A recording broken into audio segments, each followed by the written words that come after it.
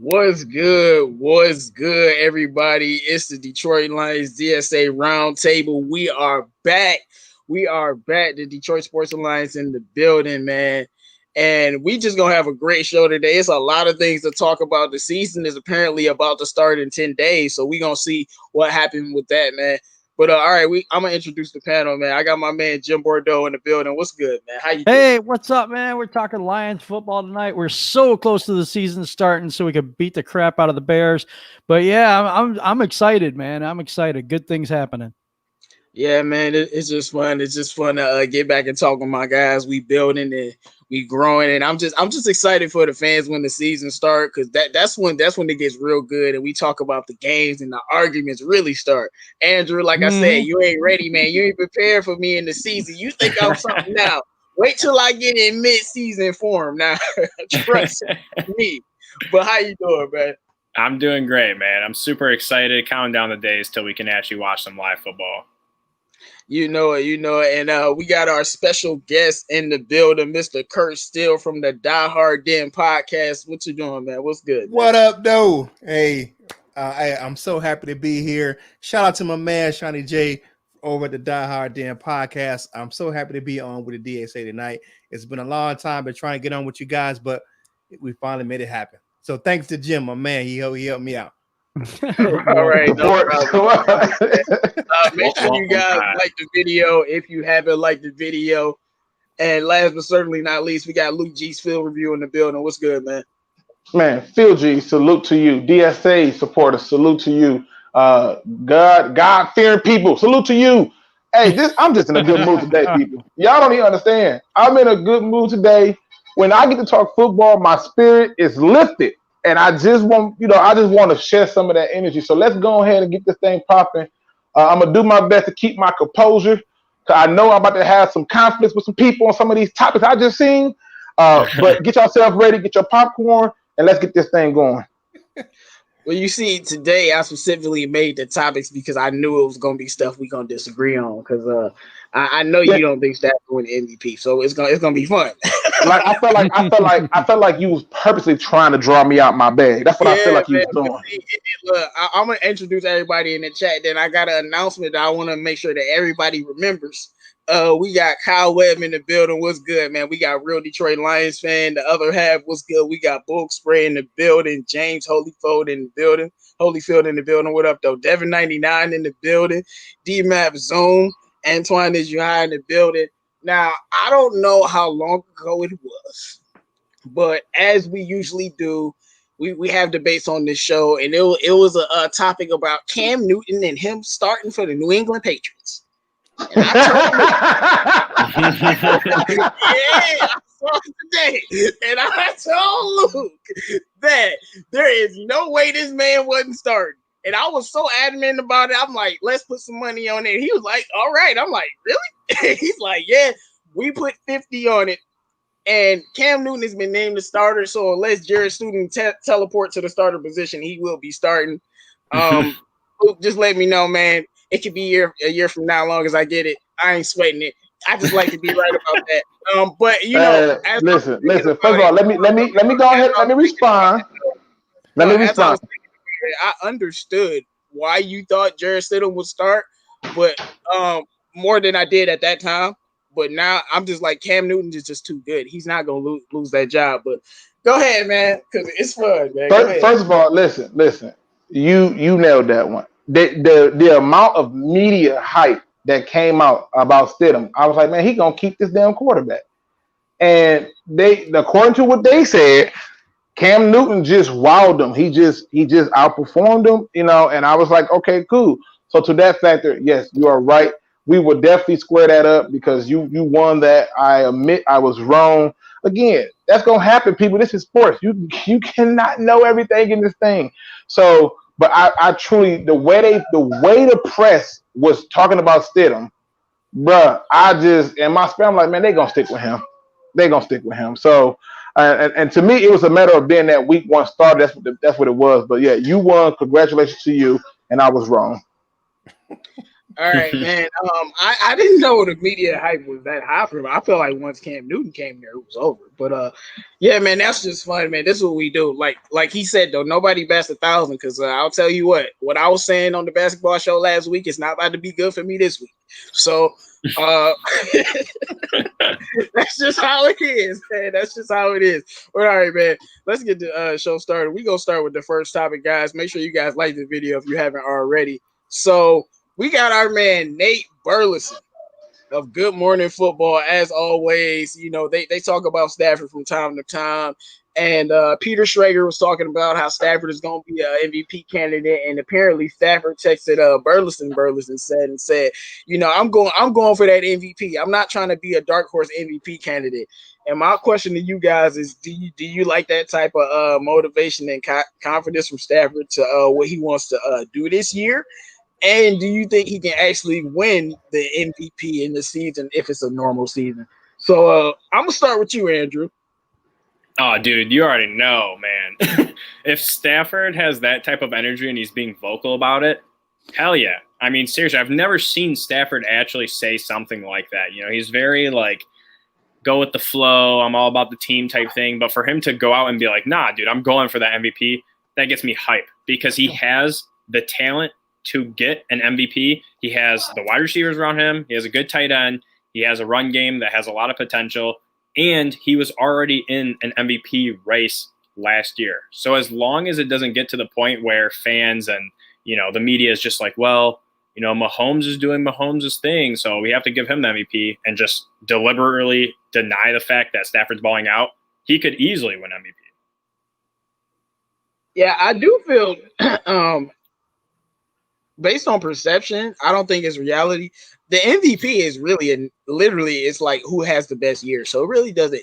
It hasn't been that many repeat MVPs. That's only when like you know the quarterbacks have down years as a whole. Like when guys repeat like that. So when Peyton Manning was doing it, he was just Peyton Manning. Like that's different, you know. So we'll see. But Jim, man. What do you think about Stafford saying he's going for that MVP? Not talking about no dark horse. And do you think he can actually win the award? I love the fact that he texted him right back and said, no, wait, there ain't no dark horse about it. I was like, damn, dude. He was amazing last year. He looks thinner this year. His arm looks better this year. Can he win MVP? Hell yeah, he can win MVP. Shout out to Kurt Steele and Die Hard Den. Hell yeah, he could be the MVP this year. Yeah. Okay. All right, Luke. We going to you, man. Do you like this from Stafford, and do you think he can win MVP? Listen, I ain't never been one for lip service. Lip service got me out $50. So after lip service,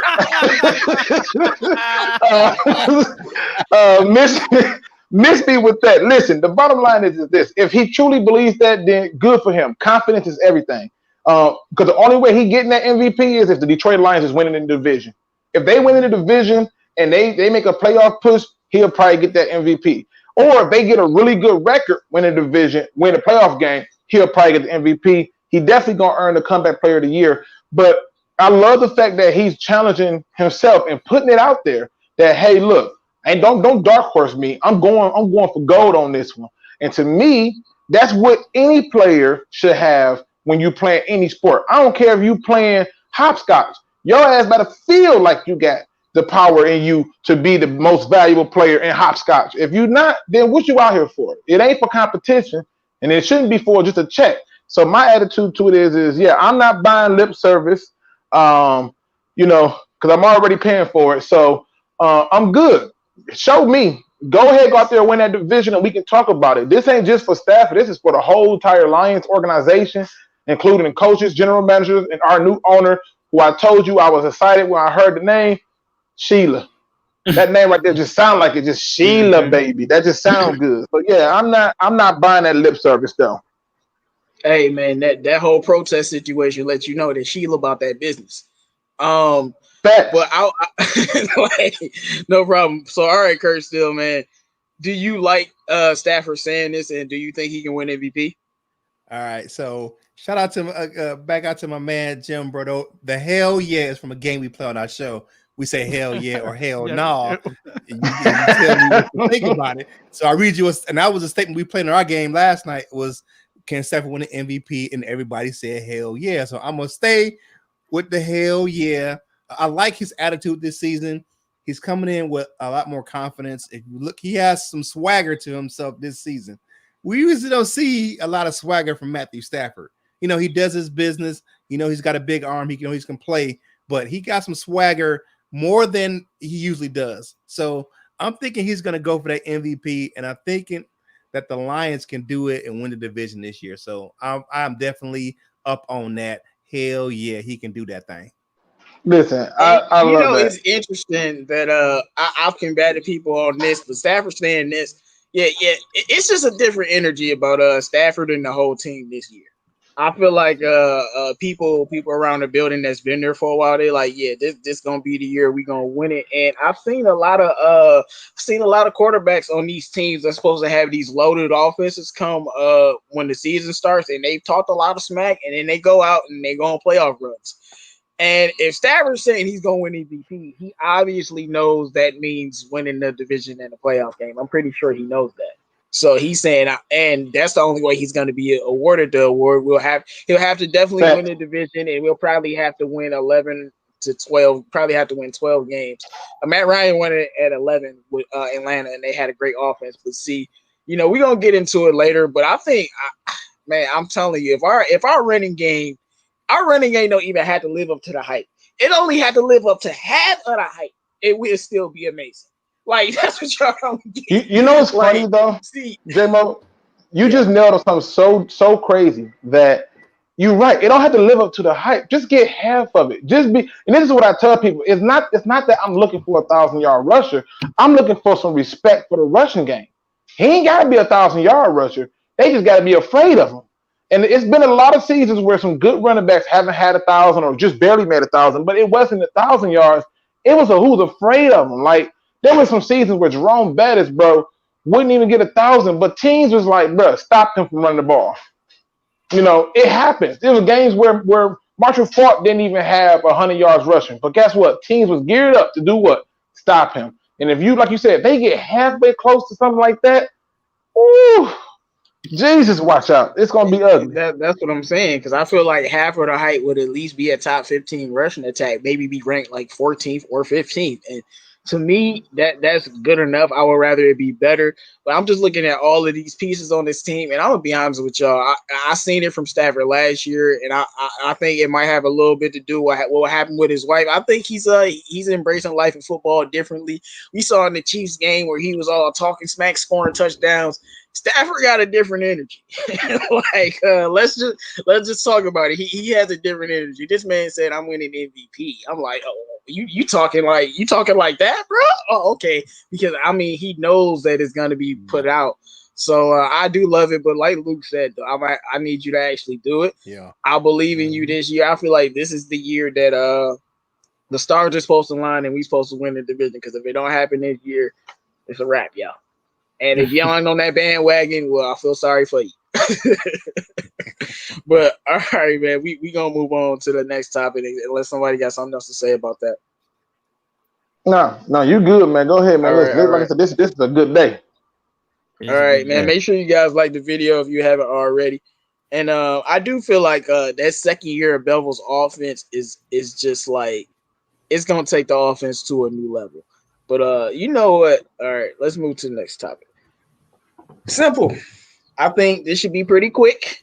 We shouldn't have much to talk about, but I'm still worried.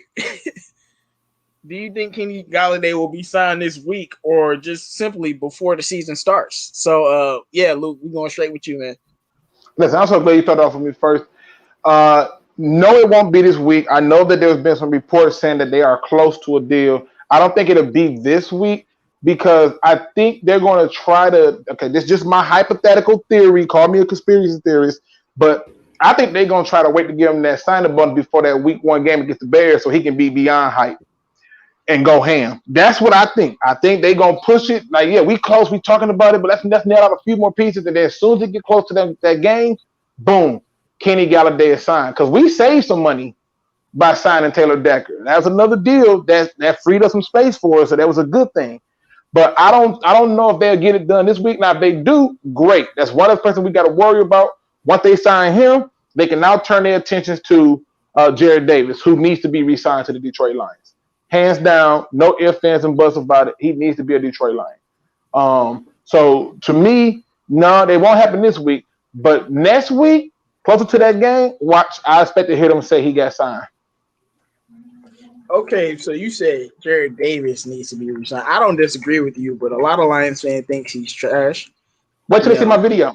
Wait till they see my video, bro. Listen, it's not even about videos. I just don't understand how fans can watch a player have 2 good seasons and 1 bad one and then say they're bad. How do you get to that conclusion? What will be the bad season for him? This past season? Last year. Yeah, watch this. Wait till you see this video. Hey man, stay tuned for the video he about to drop on. Wait till you see this video. Yo, man, they're gonna really be mad at Davis resign, because I feel like if you don't resign these players that we have, you're literally just gonna have to redraft these guys over again. So you might as well just sign them and continue to develop them. But all right, Jim, do you think Kenny G will be signed by this week, next week, before the season? It'll be next week, I think. I think they're really close. There was a couple of things where I was like, one report said it was close. He was going to get signed. Then another report said they weren't as close as that report said. But I think he's going to get signed really soon. But I want to go to Luke G's point about JD, Jared Davis. I think he needs to be re-signed too. And it's like they re-signed Christian Jones.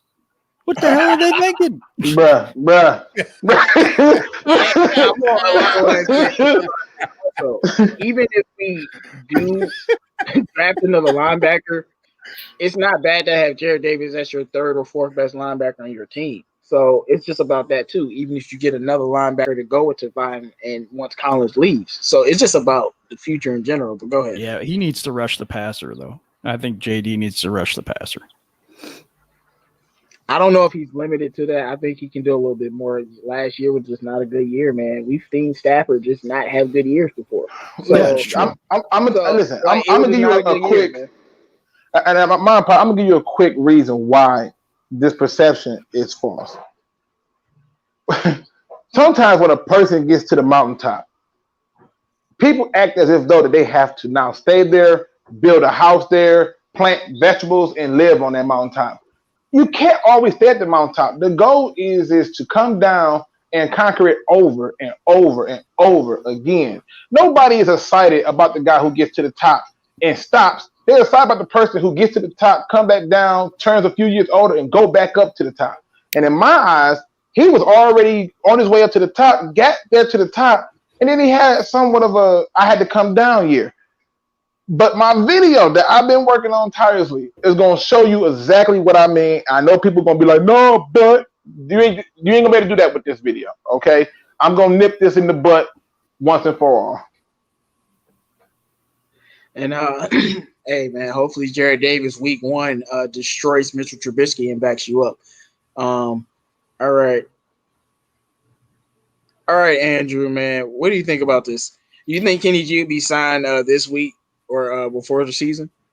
I have not said it's been saying. I hate every single word that just came out of your mouth, Luke.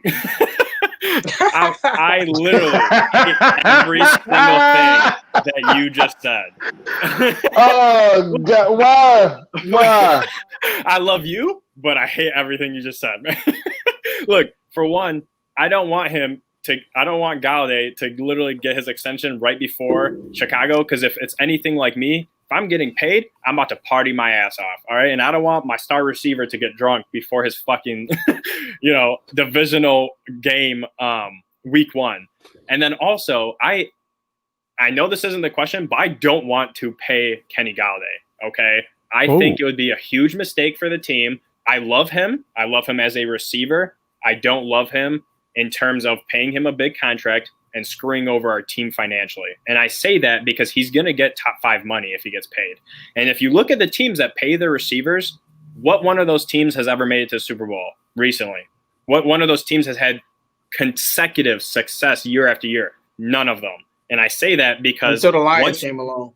Look, but you see what I'm saying though? Like, you have Julio Jones, that's not working out. You have Amari Cooper, that's not working out. all these guys that get paid, their teams aren't able to get over that final hump because they invested so much in that position. And then you look at the fact that wide receivers are not as hard to get nowadays. The wide receivers coming out of college are so much more talented than they were before.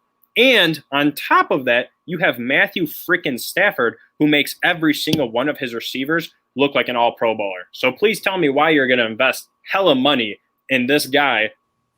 And it just, to me, doesn't make sense. Yeah, I wouldn't be surprised. Like, you can down that hill if you want to. We're still gonna sign Kenny Galladay, whether you want us to or not.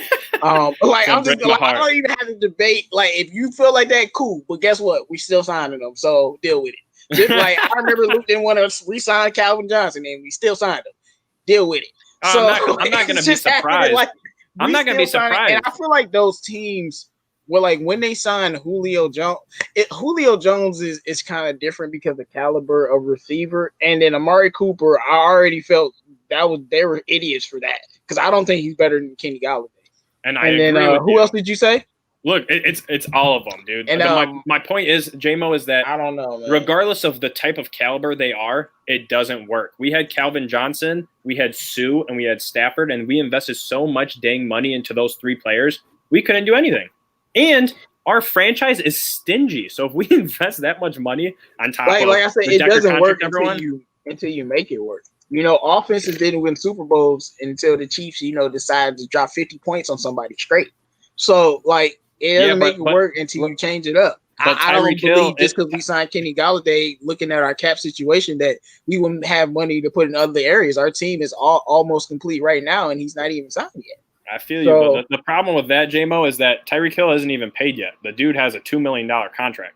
You pay him, you're losing somebody, and you're losing a big piece of your team. And that's my point. Who they don't lose? If they got Tyreek and Travis Kelce, that'd be straight. Hey, man, if you say so. Like, straight up, bro. Yes, that's exactly what I'm saying. And they'll draft all of them young receivers that you're talking about. And they'll have Tyreek, and they'll be paying Tyreek, and they'll get draft guy running backs like Clyde Edwards-Helaire, number one, and that's how they'll get their players. But they have Tyreek and Travis Kelce. Oh yeah, they'll be fine. But we gonna move on to the guest, man. He hasn't got a chance to speak. But do you think Kenny G will be signed next week? And why do you think that what Andrew said doesn't matter? Because we signed a Kenny Galladay anyway. Well, I think that the deal for Kenny Galladay gets signed, but I think it's going to be one of those deals that's going to be where it's going to be advantageous to the Lions. You look at their salary cap guru that they have on their staff. They don't have him on the staff just for shits and giggles. So he's going to make sure he makes the deal work, and Bob Quinn's going to make the deal work where it's going to benefit Galladay and it's going to benefit the team. You look at the Lions and their salary cap. They've been positioning themselves to break even, to make sure they can sign the players they need before the season starts. So they did the first one with Taylor Decker, and I think they're going to get Kenny Galladay signed. Kenny Galladay is one of those receivers that really comes along. It's kind of what do you call that? He is one of those guys that has a ridiculous catch radius.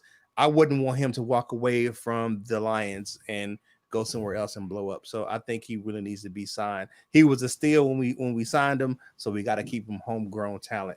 And that's one of the things that teams that have a winning you call that pedigree culture, they keep those homegrown talents in the building. So yeah, I was about to say if the Lions if they didn't pay Kenny Galladay because of and they gave the reason that Andrew gave, I'll never forgive them. And then I will never get a free agent again. And Kenny Galladay is a quiet guy now. What if he just decides to just the Lions are the worst organization, go on a tirade talking about how terrible we are because we didn't pay him? That would be a horrible, horrible move. That would be a horrible. Facts. You don't not pay Michael Thomas, you don't not pay Matthew Stafford, you don't not pay Drew Brees just because you got paid. You pay the players, you pay the stars, especially the guys that you draft. And considering where he was drafted at, yeah. Now I do get what Andrew's saying, because right now, if you look down in New Orleans, they're in cap hell right now. They did sign Taysom Hill. They can't even sign Kamara, who I think they should have signed first. But I understand what Andrew's look at saying. our situation though, and that's what I keep saying. Our other situation teams is totally different are than in that. other situations, but when you're looking at our cap situation, our cap we signed Kenny Galladay, we'll be fine. Yeah, we'll be fine. But and I understand why he's saying what he said, though. One thing I've been complaining about that I'm trying to starting to see the light on, y'all. Maybe the reason why we don't why we haven't made that big power move that I want them to make that's pissing me off is because we like, yeah, you know, we got to sign Kenny Galladay, so we can't and we got to re-sign Jared Davis, so we can't make that move because when I'm looking at the cap situation, if we pay Kenny Galladay what he's due, we'll be fine. But all right, man. Let's move on. Can I jump in? Can I jump in for a minute and just say this? Now, Kurt ain't been on loan, but that boy good. Okay, I don't know if y'all paying attention. Yes, that boy good. Like y'all, if y'all not supporting what that man over there doing, man, I don't know how y'all can say we won pride. We got to do better, man. Listen. Did y'all hear how he up at me? Listen, if they don't say nothing to you, Kurt, I'm gonna let you know. Boy, I'm feeling it. I'm feeling that energy right now. I'm feeling it. So y'all make sure y'all get it together. Now, Andrew, I ended up getting a call that I thought I was gonna have to run out on, but I didn't have to. But yeah, I don't know what you've been drinking today. But when we get off the air, you let me know the name of that. I don't want to give no free promotion, but I need some of that. Okay, I need some of that. It's called the financial. Yeah, like I said, man, I cannot wait for this season, man, because when we do these things, and I even remember when I was doing it with DV, we'll have all this talking, all these arguments, all this debates, all this I'm right, you right, and then the season starts and we see who really right. All that talk y'all talking about TJ Hockenson, we gonna see when he breaking records. All that talk about Kenny Galladay, we gonna see when he winning those playoff games. Yes, I said it, but it's gonna be so fun, man. It's gonna be so fun. I can't wait for the season. But all right, guys, let's move on. I want to say one thing question. On this. Yeah. Sorry. Yeah, they just gave our left tackle an extension. We saved two point some $2 million on that. And the way they're structuring their deals, I don't think it's the Lions of old, and I don't think we're gonna have to be in cap hell because of the fact we signed Kenny Galladay. Talk to him, Jim. To him. Jim. I need you to expound on how great our cap situation is and give Bob Quinn a little credit for it. Let's go.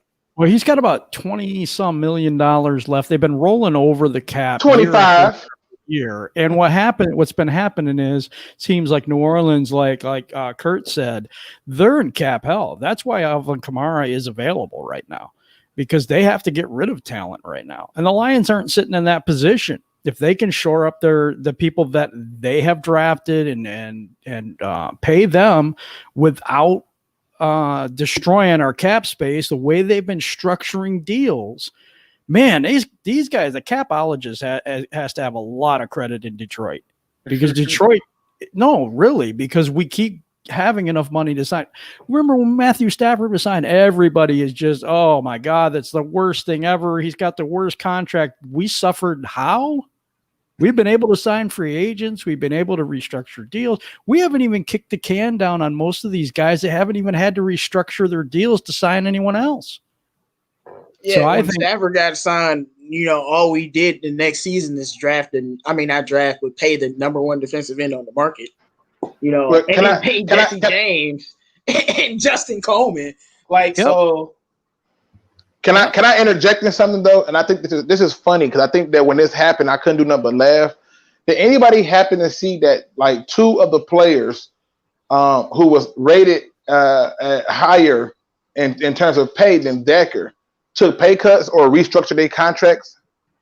Did anybody notice that? Kansas City, I think it was Kansas City or it might have been the Reds. I can't remember, but they ended up having to restructure their contract because it was Marcus Peters out of Philly. We switched to go to guard, and he took a pay cut. It's been a few people that have taken pay cuts, and I'm just telling you that the way that they did this, and it's one of the reasons why on Tuesday I wasn't willing to kill them, and I was excited that they got this done, was because it took care of so many problems. One, the stigma that we don't keep our players out the window. 2, the stigma that we don't pay our players out the window. 3, the stigma that oh, well, you come here to get overpaid. When you see how the contract is structured, it's like he didn't get overpaid. He got some work to do because we can opt out in the 6 years. So I'm just saying, people, be patient. Be patient. We almost there.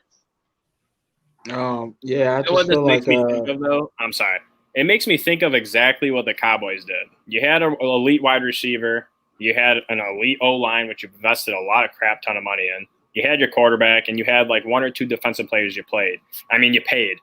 And the thing that always held them back, obviously, was Romo and certain costly turnovers, but their defense was never able to slow down the other teams. And we've never had a bad offense. We always have a high-scoring offense.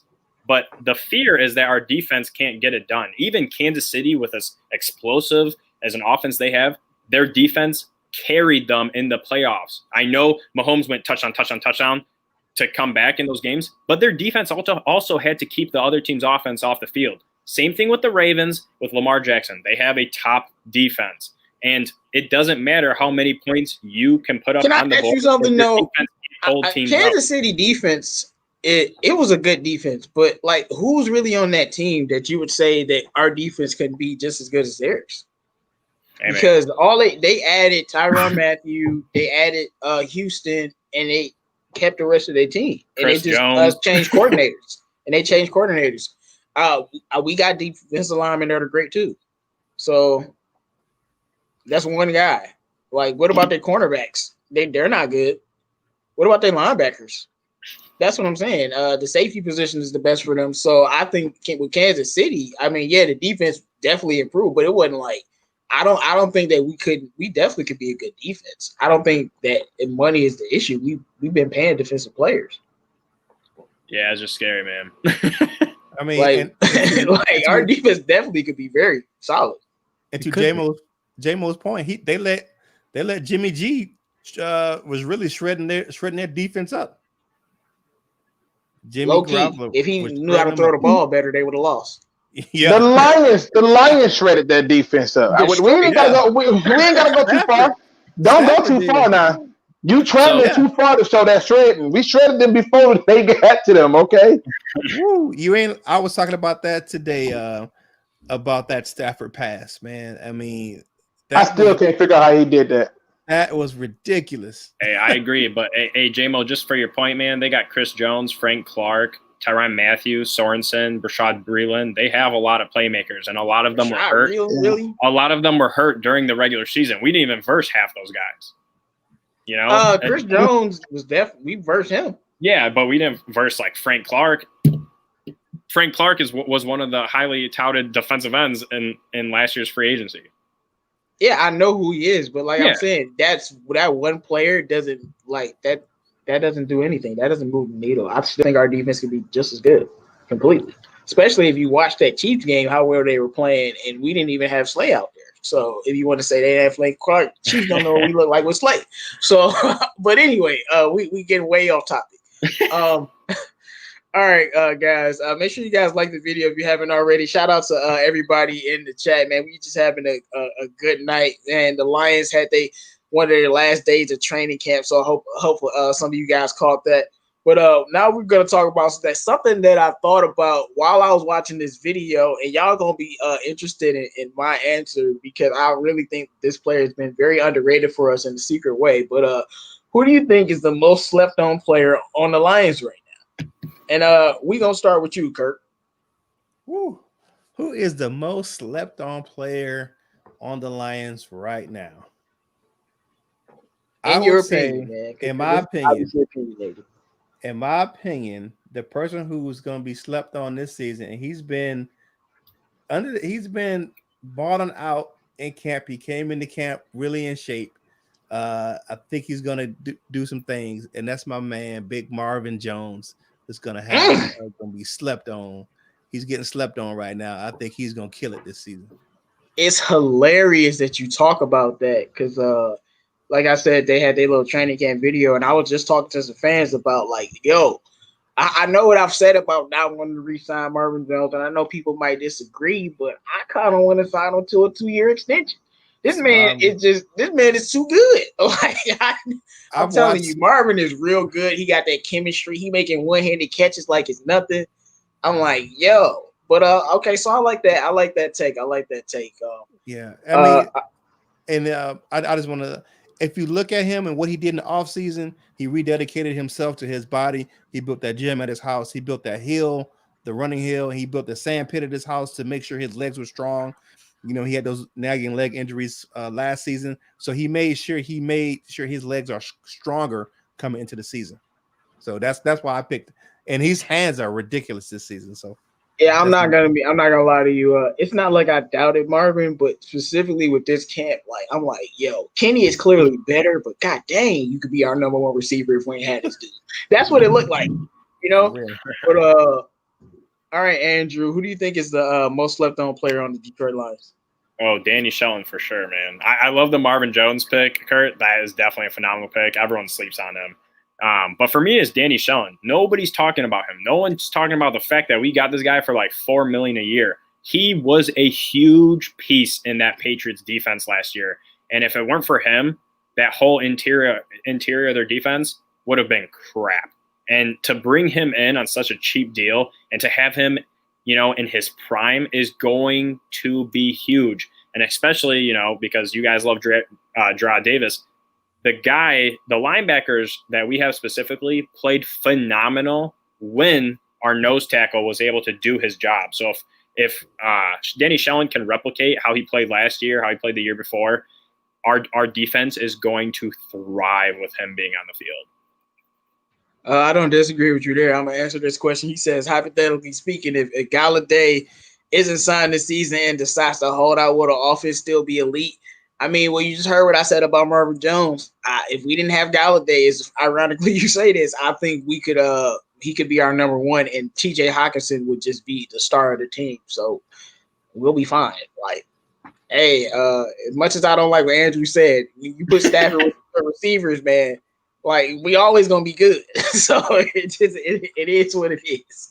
But all right, Jim, who's the most slept on player on the Detroit Lions in your opinion? In my opinion, it's going to be Jason Huntley. And I know this sounds crazy, but let me explain a little bit. We have DeAndre Swift dealing with some injuries. I don't know how long Kerryon Johnson's going to be able to stay healthy. I like him even running between the tackles. He is a Theo Riddick on steroids. This dude reminds me of Javid Best. And I think if he ever gets a chance, watch out. I think he's going to be a gadget player like McKissick is for a while. He might even line up in the slot every once in a while. He's got speed to burn, explosiveness. You just better watch this kid. Oh, yeah, I know mine is going to shock y'all because, see, my person isn't even someone that I expect to have some great super season. I just think that people sleep on the players that nobody care about sometimes. I think this player has really stepped up for us, and if something happens, I can rely on him. But all right, Luke, if you there, who is the player most slept on player on the Lions? Tracy Walker. Everybody got expectations for. They got expectations for Stafford, expectations for Kerryon, expectations for Swift. Expectations for Jones, expectations for Kenny G, expectations for everybody but this man, Tracy Walker. He's the only one that we don't spend any time really saying, hey, what's the expectation for him? He has so much more room to grow, and he's already good. He hasn't even showed you his best football yet, and I think he's the most slept-on player. I think with people in the fan base and when people line up on the opposite side, they go, okay, I got to stop this person on defense. I got to stop this person. No. Everybody going to be talking about Okuda this season. Everybody going to be talking about Desmond Trufant this season. Jared Davis, Danny Shelton, Trey Flowers. What we should be talking about is Tracy Walker. He's been slept on this whole – look at the training camp. You don't really hear much about it in the training camp. They talk about who they want us to talk about. But the reality is it's going to start and end with him. If he can secure the middle of the field, everything else is not even a debate. It's not a conversation. It's not a challenge. There's nothing nobody can say to it. He's the one person that we keep sleeping on. Well, Luke, I don't know where you've been, but I've been preaching about Tracy Walker since we got him. And No. Listen. You is one person. You was one person. I'm saying. He said y'all or something like that. I just felt kind of like, oh man. And it's funny. I was just telling 799 that Tracy Walker was going to be first team All Pro this year. And I'm just saying. I have a video out right now on Tracy Walker if you guys want to watch it, and it literally says why Tracy Walker is going to be a Pro Bowler this year. So I don't disagree with nothing you said. I think he's going to be like a top 2 player on that defense, and he really needs to be. And you know what made me feel better about the situation is when we heard TJ Hawkinson was going off, we heard Tracy Walker, what they say, they put it into his reign or something like that. And I'm like, I love to hear that because that's what he's supposed to be elite at doing.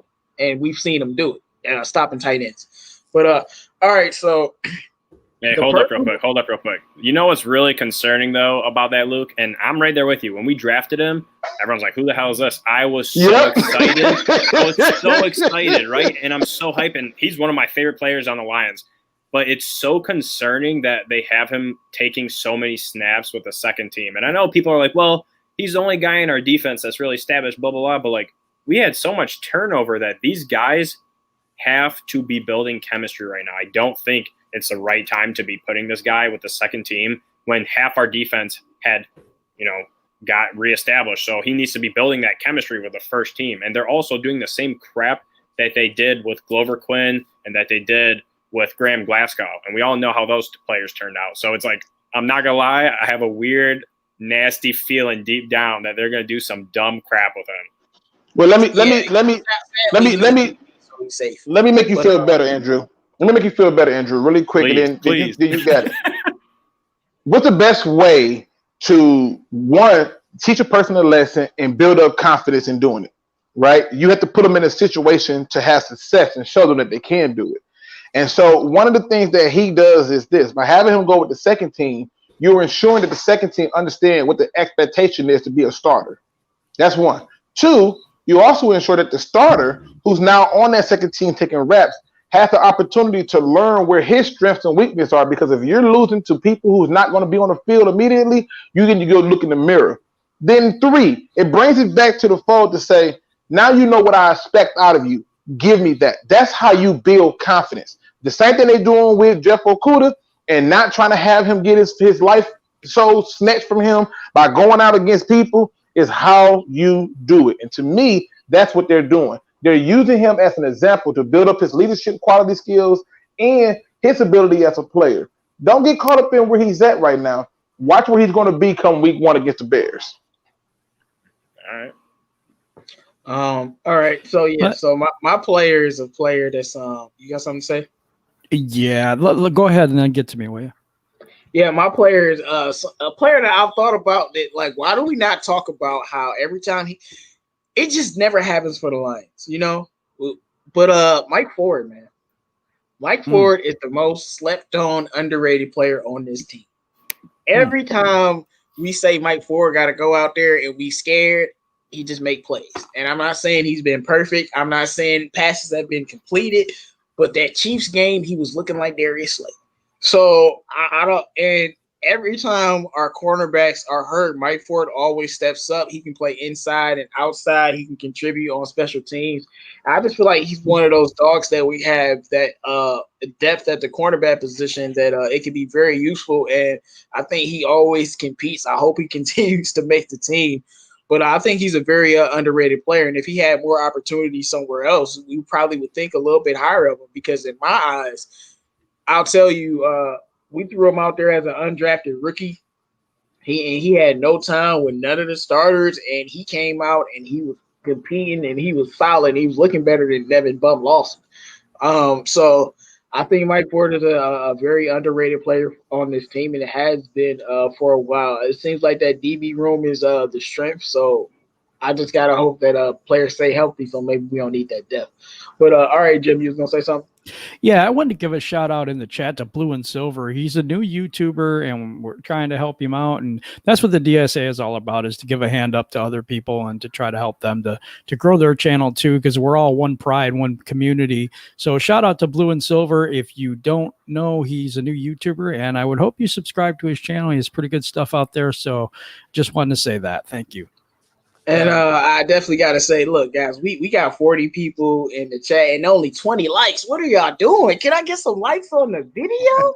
Come on, Right. guys. Hey, The likes you only what? add other likes. Come on, guys. Make You sure only you guys what 30 away from 1,000? You only what you 1,000? You only a 30 away from 1,000. So also go tell a friend to tell a friend that let's get this man to 1,000. Okay, let's get him to 1,000. The channel if you haven't already. So we go move on to the next topic. Can I caveat just right quick? Just right quick, and I'll just show you something I saw today, JMO. Yeah, you said that name, and I looked at 2 53-man predictions this morning. Well, actually this afternoon. Mike Ford was cut on both of them, so hopefully he steps up and makes it. He was cut on both of them. If he don't make the team with every team he go on, he gonna be balling. You know what Mike Ford problem is though? You know what it is? It's so minute that people may not notice it. It's his lack of hands at the line of scrimmage. It's for some reason when he get into like the little like physical part of it, like it's a physical receiver, he's not winning that battle. And I think that's why he's on the outside looking in. They're trying to get more physical corners who's not afraid to get up in your face and put you out of bounds. You won't find one highlight with him putting you out of bounds, and I think that's where he lacks at. Outside of that, he can be very sticky, but it's those small technique things that I think is holding him back. All right, so let's move on to the next topic. Okay, and we're gonna start with you, Jim. And I won't be shocked by your answer. Who do you think will be the Lions' biggest impact rookie? Lions' biggest impact rookie, and I'm gonna go on this one. I'm actually gonna go Jason Huntley. I know I keep saying it over and over and over and again, but really I do. I like the kid, a lot actually. I do want to say something about Mike Ford real quick. I love Mike Ford. Also, if we cut him, he can go to the practice squad. We can protect 4 people on the practice squad. So we don't have to lose. And I think he's a player that definitely should be protected. Exactly. I don't know how many people know how that works, so I just wanted to mention it. Yeah, we're gonna get into that later because that's a right up your alley, man. Yeah. All right. So Jason Huntley. Yes. So all right, Andrew, who do you think would be the biggest Lions impact rookie? Yeah, I've been saying this for months. It's going to be Jonah Jackson, and there's so many different reasons. I mean, we're trying to establish our run game. We need him to finally fill that guard hole, right? And he also was on that Senior Bowl team that, we got a fresh look at him. We were able to practice with him for a while, and now he's already starting with the first team. They plugged him right in there. He's fitting well. He's doing a good job, and he's going to be next to Frank Ragnow and Big V. That's huge for him. He knows that both sides should be shored up and he can just focus on his assignment and the guy in front of him. I think that he is going to be our biggest impact as a rookie, year one. And obviously overall as a career, it could be different. It could be Okuda, it could be Okwara, whoever. But I think as a rookie, he's going to be the most important and most impactful. He better be. But because look, man, I don't even want to get into the O-line depression today. Guys, we ain't going to do that today, all right? But he better be. But all right, Kurt, man, Mr. Kurt Steele from the Die Hard Den podcast. Make sure you guys follow them, subscribe to them. They on Spotify. They on a lot of your syndicated outlets. Make sure you guys listen to the stuff. But who do you think would be the Lions' biggest impact rookie, man? Actually, I'm gonna have to go with my man Andrew. I have to agree with him. It's gonna be Jonah Jackson. I was just looking at the way he's coming to camp. He has those guys, those seasoned guys that you thought was gonna step up, like Wiggins or something like that. We're gonna come in and start. Nope. Jonah Jackson was drafted for that high for a reason, and he's making an impact in camp. So. And I think I would love to say Swift, but he's just too injured right now. And I'm just worried about Swift's injury bug. So I have to say Jonah Jackson as well. And that's my thing. Like I always say, I've watched Swift 3 years at Georgia. He wasn't really hurt that much.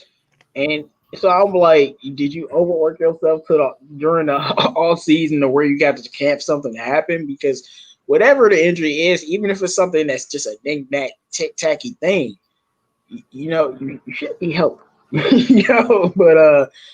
hey, man, it is what it is. But all right, Luke. So who do you think is going to be the biggest impact rookie? I know that it's not crazy to say somebody like Jackson is, but Julian Okorie, and I'm gonna tell you why. Mm-hmm. So in my making some videos, I happened to notice some things about how the Lions defense was looking, and some things that how they use certain players in certain positions. And I had to literally go back and look at other seasons to see if what I saw was true. The way that they used Devin Kennard is exactly how they're going to use Julian Okorie. And he's going to be so much more faster than what Devin Kennard was. But the thing that stood out to me the most was how they set up the blitzes. There were times where Jared Davis got home on a blitz that Devin Kennard should have got there. And I'm telling you that they're going to run them same blitzes with a faster linebacker, i.e., Mr. Julian Okorie. I think he's going to be the one to have the biggest impact, and it's going to show in our biggest games against our biggest quarterback competition. Yeah, for the first time in the show today, yeah, I agree with Luke.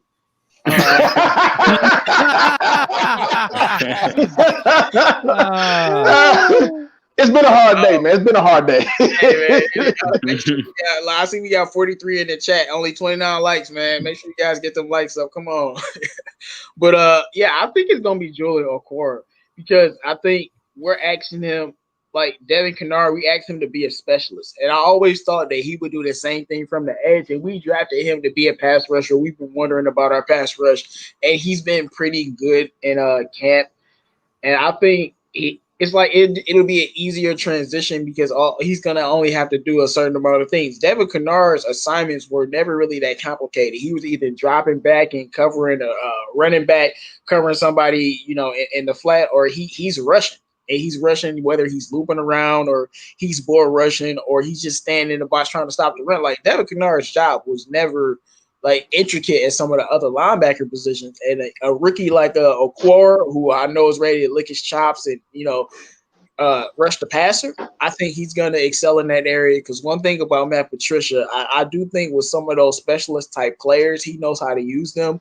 I think Tavai is another type of player who just a little bit different, and you can use him in a certain way. And Matt Patricia, as a rookie, used him pretty well. We can talk about Tracy Walker as a rookie, and I think it's going to be the same. And Okorie is going to be that guy. I think he's going to be very, very impactful for the team. Now, if you go back over to the Eagles, and we know that Jim Schwartz run the Eagles defense, right? Vinny Curry and Derek Bennett, I think I said his name right. Derek Bennett. The way that they used them would be where they would have them very similar to what Devin Kennard did, where he would stand up in the 2-point stands, and he's supposed to keep outside contained while also covering that flank out there. So what ended up happening was I started looking at some of them Eagle games, and I said, oh, okay, because they were running a lot of delayed blitz from that position. I think they'll be able to do more of that with Julian Okorie. All right. Let's move on to the next topic. So this is something that I think we need to talk about because the season is coming up, and it's something that we need to discuss. What is still right now the Lions' biggest need as a team when it comes to personnel? Simply as that. We're gonna start with you, Jim.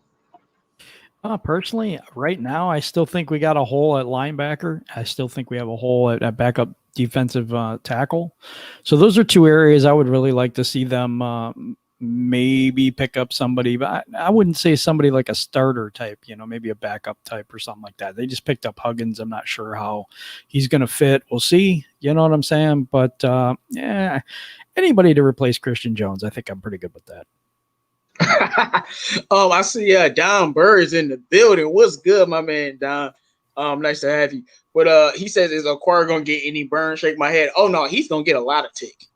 Not only is it not really anybody in his position to really take his spot, We drafted him in the third round with a high third round pick. I think the first third round pick, right?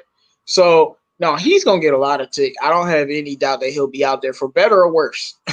I'll put it like that. He's gonna be out there. But Kurt, man, what do you think the Lions' biggest need as a team is right now? I would definitely have to say that the defensive line. It's still to me not the depth is just not where I will want it. I think I need another edge rusher and another defensive tackle. That's just me.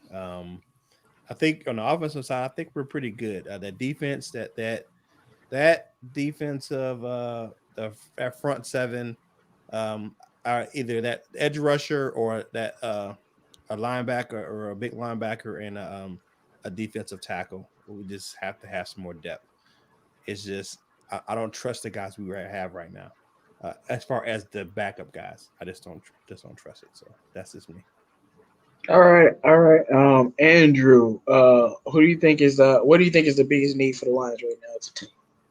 Yeah, I'm gonna say pass rush until I die. I mean, honestly, because until I see it, I just won't believe it. Because last year I was so freaking hype about our defensive line that I was like, oh my god, like we finally did it, and then it was god awful. I mean, given we had so many injuries and whatever, but until we actually see a consistent pass rush, and it doesn't have to be sacks. I just want pressure. I want quarterback hits. I want, quarterbacks to make mistakes. That's all I want. I want our pass rush to actually be impactful on the freaking offense that we're versing, because last year it was god awful unless Flowers got a sack. Since all y'all saying D-line, I just want to say this. I don't disagree with what you're saying, but I feel like I'm going with linebackers. I think linebackers are more important because our pass rush comes from the linebackers. We need our defensive linemen to do their job. Like, I don't have to expound on that. You got to push the lineback stuff to run, rush the passer, use your pass rush moves, all of that, know your gap assignments, all that basic stuff. But regardless of that, the pass rush is coming from the linebackers. And, much as I don't like Jared Davis, we lose to Jared Davis. I know Corker is a DN on our team, but he'll be used as a DN linebacker. If he's not there, that'd be a big deal. Tavai's not there. My thing is, if we're not that deep in general, but if we lost one of our starters, we're really in a bad situation. Because Chrissy Jones, I think Reggie Ragland, Reggie Ragland is more maybe a starter, maybe, but Christian Jones, who else? Maven, I don't even know who the rest of the linebackers are. Christian Jones and Maven, who are the rest of our linebackers? That's it's not good. It's not looking good. So, I'm asking y'all, do y'all know? Oh, that's a legit question. Who are yeah. But the thing that you got to understand is this, and I'm trying to figure out how to word this without. I'm gonna just say it like this: when you go to the year where we first got Snatch on the team. And Snatch. Yeah, Snatch. It's not Snacks no more. It's Snatch. He took that money and ran. I'm just saying. When we got Snatch on the team, I think if you look at it, even Jalen Reeves-Maben balled out behind that. So to me, the D-line play it sets up everything. And as a former linebacker, when I had crappy D linemen, hey, it was irritating. And I used to yell at my D-line all the time, like, yo, can y'all just get in the way? I'm not asking you to stop them. Just chip them, at least turn wide so I can get through, because it was allowing people to come free to me. I think that's why a lot of people look at the linebackers and say, you'll be okay with this linebacking core if the D-line can at least hold their position in space. So I feel like on the opposite side of that, though. If the D-line can't hold his position, if your linebackers are better, you'll be better off than if they're trash. That is true. That is true. So I feel like it's a double-edged sword. Yes, we need a D-line the ball, but if something happens to them, I don't want to say it like that. I need my linebackers to be able to hold up, because I know if something happens to the front seven, our secondary, if healthy, they hold up for sure. I can trust them. They can only hold up for so long, but I can trust them to hold up. So, and that's my worry about the linebackers, is I feel like they take any type of hit, whether it's the D-line not performing or injuries, it's going to be a very compromising situation. So, wait. I got to do this. Wait, you got to put this on the screen. You see Benjamin Foe? He I love says, that. and Dominican Sue stuffed that like button, bro. I was gonna say something That about gotta be the comment of the day. Definitely, And make sure you Dominican guys Sue watch that stump video. it.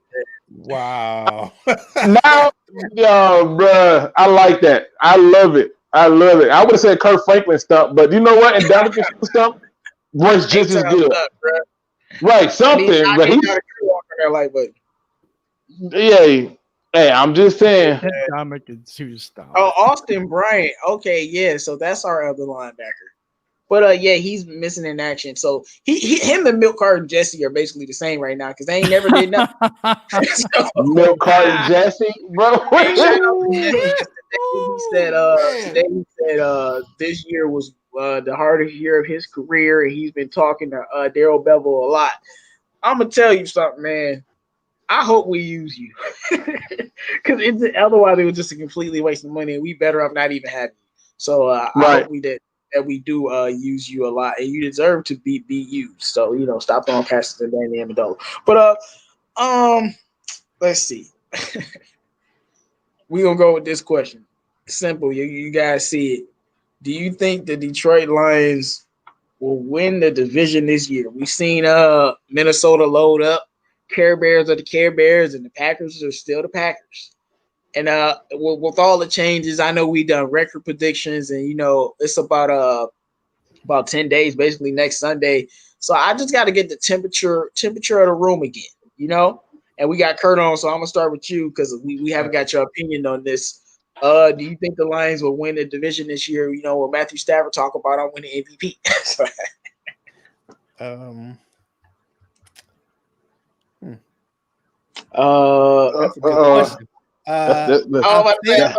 good question. I will say this: they have a shot. I'm still not convinced with the defensive line, so I'm gonna say they're gonna finish second in the division. Second to who? Second to the Vikings. Okay, Jim, what do you think about this? Do you think the Lions will win the division this year? Yeah, I actually do. Maybe in the minority here, I don't know, but yeah, I do believe they. I think they're going to take Green Bay. I do believe they beat Chicago, and Minnesota's tough for us always, but we really do well in their stadium a lot of times. So if we split with them and we take out the Bears twice and Green Bay twice, I think we'd be fine. All right. Andrew, do you think the Lions will win the division this year?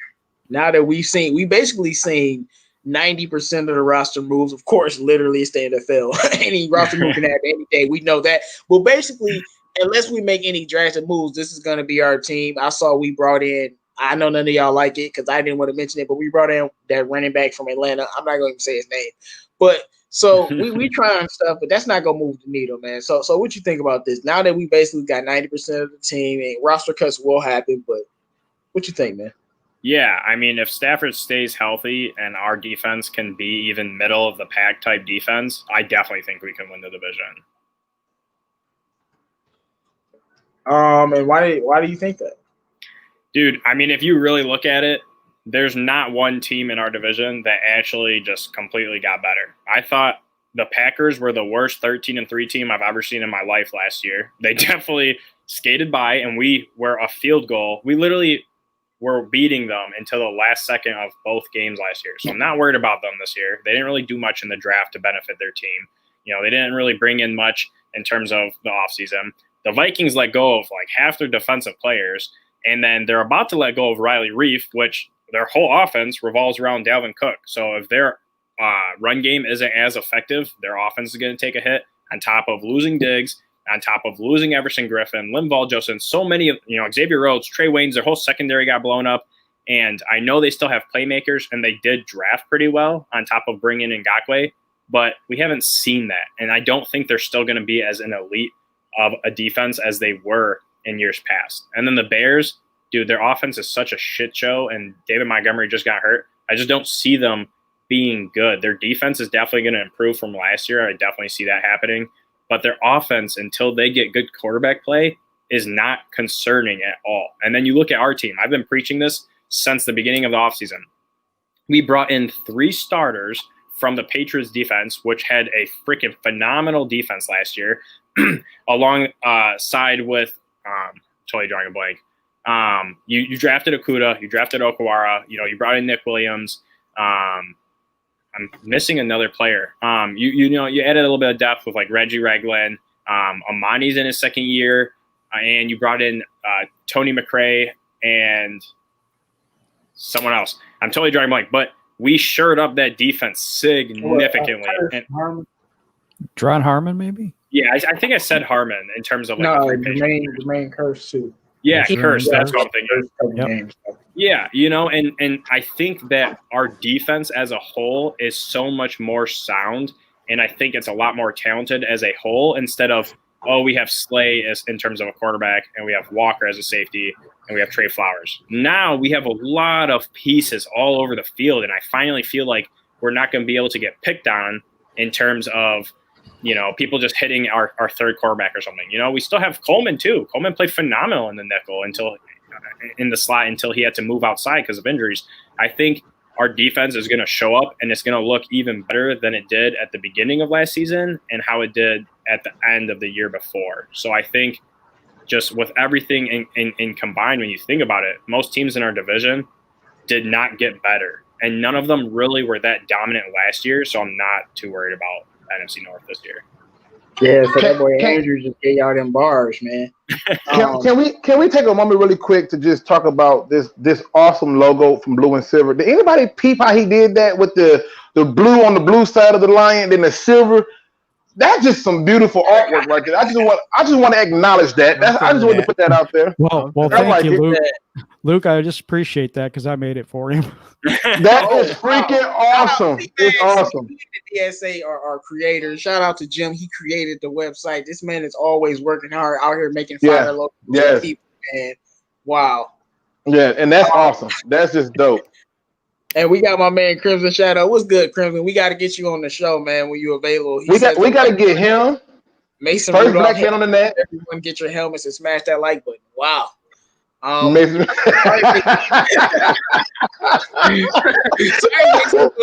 gonna have to do the Miles Garrett to that like button real quick. I'm not gonna make you light of it, but come on. Hey. All right, man.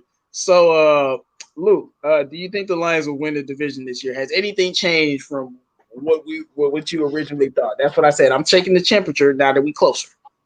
No, it has not. They will not win the division. Again, as much as I love a lot of the things that's going on with the Lions, I can't give y'all no lip service. Again, it cost me $50. So listen, I need listen, reality. So I need to just be honest with y'all. I don't think we win a division. They have to show me this. And they can do that by going out and stumping a mud hole in the Bears. They can do that by finishing the game strong. I want to see them come out hot, and I want to see them end the game hot.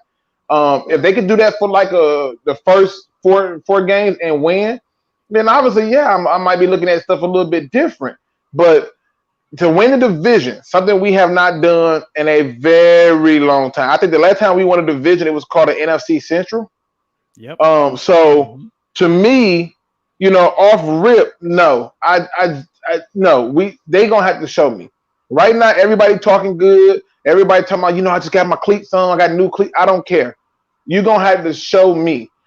Because to me, my standard is they have to win the division. For reasons Andrew pointed out, the Vikings, they got a very young defense right now. You can't take advantage of that. I don't know. I don't know what to tell you. And then you go through and you look at the Packers. They are the most fraudulent 13-3 team I ever seen. The Bears, they trying to play mind games. We're not going to name our starting quarterback. Y'all going to name it Nick Foles. Because if you throw Mr. Trubisky out there, you think I'm worried about that week one? No. You think I'm worried about Nick Foles? No. Why? Because we should be running the ball, controlling the clock, and dictating what's happening in that game. So, to me, if we're talking about them winning the division, they're going to have to show me. I'm not giving them nothing just yet. My spirit ain't strong enough for me to tell them they're going to win the division. Last year, I thought they were going to win the division based on the moves that they made and the fact that they were going to run the ball. Well, they went away from that game plan. And so, with that being said, now they're going to have to show me in the first couple of weeks that this is what the game plan really is, that it's going to be running the ball. I do agree with what you can call me fun says, man. Yeah, we done had JGB on the round table before. JGB, man, we got to get you back on the round table, man, for sure. Now, so I asked this question, and my answer is yeah, I definitely. I never changed. I always thought that we would win the division. At first, I think me and Jim were kind of thinking the Packers might edge us out just because, as much as we hate them, they found a way to miracle win the games, and No, the they rest cheat. help out a lot. They But cheat. we changed our tune a little bit after the draft has happened and stuff. And everything that's going on with the team, Texas Stafford talking about I'm winning MVP. I'm looking at the second year of Bevel's offense. I'm looking at the run game theory with his second year and all of the talent that we have on offense. At least I already always said we're going to be an offensive led team, and I've talked about this a little bit, and I'll allude to that with the next question. But I think we're going to be a really good team, and the defense is just going to be good enough, good enough to bend but don't break, and that's just how it's going to be. I don't think they'll be historically bad like last year, and I don't think they'll be like 25th level bad. I think they'll be, like I said, I think I said anywhere from 18th to like 10th. I don't know if they'll be better than that. That would be a miracle, but I think they'll be just good enough to hold water, and our offense is going to be really good, and their run game is going to close games for us. So I still think we win a division. I don't really fear none of the teams in our division. Vikings did get Ngakoue, but it's still an uphill battle. I'm not really convinced that their offense is just going to be running on all cylinders. Yeah, they got Kirk Cousins and Justin Jefferson and Thielen, but I don't really trust their offense yet to be top tier or as good as it was without Stephon Diggs. So we'll see that. And then the Care Bears are the Care Bears. Like, nobody fears them. We only fear their defense, and their defense can't win them games. Not against Matthew Stafford and the Lions. The Care Bears ain't nothing to worry about. And then when you think about the Packers, I put it simply. The main reason why I think we'll win the division is it's simple. Beat the Packers, win the division. That's been true for everybody. I think it's set for the Care Bears. But you beat the Packers, you win the division, man. And I think we're gonna sweep them this year. And I think that's gonna help us win the division because they're usually the team. Even in the years where the Lions had the best record, we always didn't win the division because we couldn't beat the Packers. It's always been that way. So I think that's gonna happen, and I think we win the division for sure. But all right, man, we gonna move on to the next topic, y'all.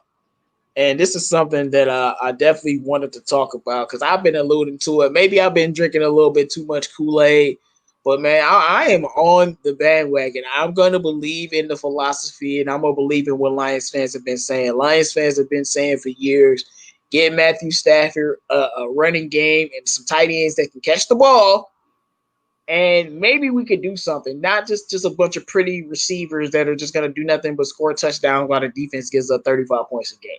So my question to you all is, will the Lions have the best offense of Matthew Stafford's career if they have a top 15 rushing attack? I'm talking about one of them offenses that they be talking about. But we gonna start with you, Kurt. Still, will the offense be the best? Yeah, no doubt. That's a no-brainer. That's one thing. He's never really had a solid run offense, running attack. So I think that this could be the best offense if it's a top 50. Like you said earlier in the show, it doesn't have to be the best. It doesn't have to be top 10. If it's middle of the pack, we good. Because Stafford put up 2,500 yards in 8 games last year, 19 touchdowns, 5 interceptions, and the running game is supposed to be better this year. So yeah, no doubt. as we fans know, we had a running game for 1 year in 2013, and our offense was not the best offense in the league, but I don't think we had the complete array of weapons much nearly in 2013. We just had Calvin and Nate Burleson. So when he actually played, so we didn't have the same array of weapons. Literally, that 2013 team was literally Barry and Calvin, and that was it. So, but we did have a running game then, but we didn't have the offensive production. Yeah. But all right, Andrew, what do you think if that running game can manage to be 15th? Will the Lions have the best offense in Stafford's career? I mean, there's so many different variables, obviously. But overall, it's definitely the most balanced team we have had on paper.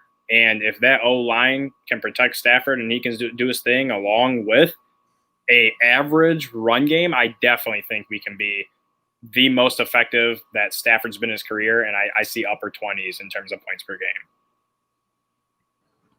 Okay, and I want to put a message to all the Lions fans that don't like Matthew Stafford. You got people on here right now, DSA, the RoundTable. We just talking football, and we just begging for an average rushing attack. like, don't talk to me like we ain't even begging for Stafford to have a good running game. Just be middle of the pack. It's so sad. Like, I'm just thinking about it. Like, we begging for a 17th ranked rushing attack. Like, man, seriously. That's how pitifully bad this team has been, and he's had to carry that we begging for a 17th or 15th rushing attack. It's just terrible because there's so many teams with a top 15 rushing attack, and some of them don't even have winning records. So, and we can't even get that, but we still have the success that we have. But all right, Jim, what do you think about this? I think they're going to have I think they're going to be top 10, top 5 offense. Why? Because look at all the weapons they have, first of all. You got Matthew Stafford, who's the biggest weapon on the field for me.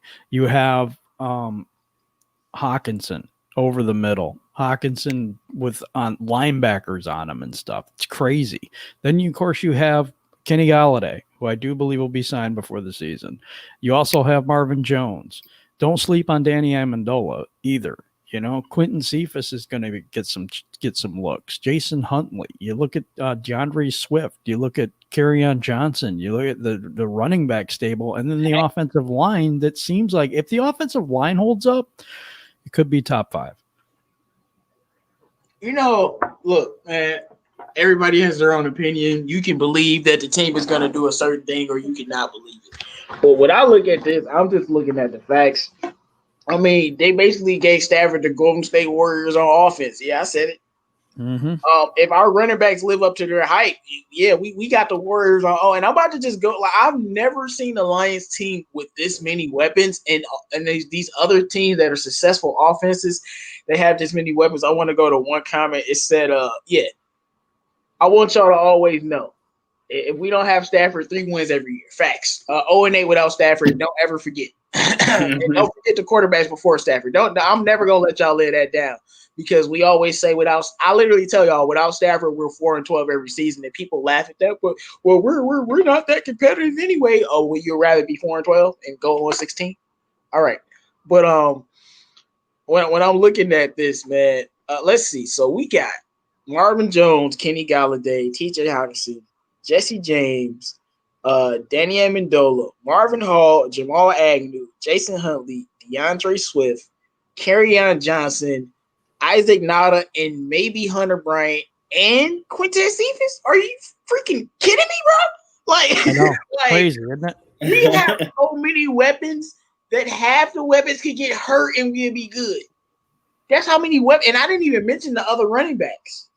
And that's what I'm looking at it to a situation, because usually, to me, it's about depth. And I remember looking at those great Atlanta offenses and the great Saints offenses recently, and even the Chiefs. Like, the Chiefs got no-name guys that'll just kill you. Damian Williams, don't nobody know who he is, but I'm going to run all over you in the Super Bowl. And then when all of our receivers hurt, we're going to throw it to Robinson. Now, all of a sudden, he's a player. Who the heck was he? Like, it's just like, I feel like we have so many weapons on this team. If that O-line holds up, there's no way that we cannot be a top 5 offense. And I think if the running game holds up with that, we're going to be a top 5 offense. I have no doubt this will be the best offense that Stafford's had. I think I've said like 27 points a game, but I'm drinking a little bit of Kool-Aid, man. If that running game is booming, we're going to be running all over people and scoring points, and we're going to be scoring 30 points a game. Yeah, I said it. I know that sounds crazy for a Lions offense, but unless something happens with this rushing attack, I don't see how we wouldn't be productive, because we already have a great offense without the running game. You add that to it, it's only going to make these offenses better. And I'll bring up all of the great offenses, from the greatest show on turf to Atlanta recently, to the Saints, to the Chiefs. even though the Chiefs didn't run as much, they still ran the ball. And they were very effective. Shady McCoy in that game that he played us, they didn't run the ball a lot, but when Shady McCoy and Williams got the ball, they were very effective against us, and I hated it.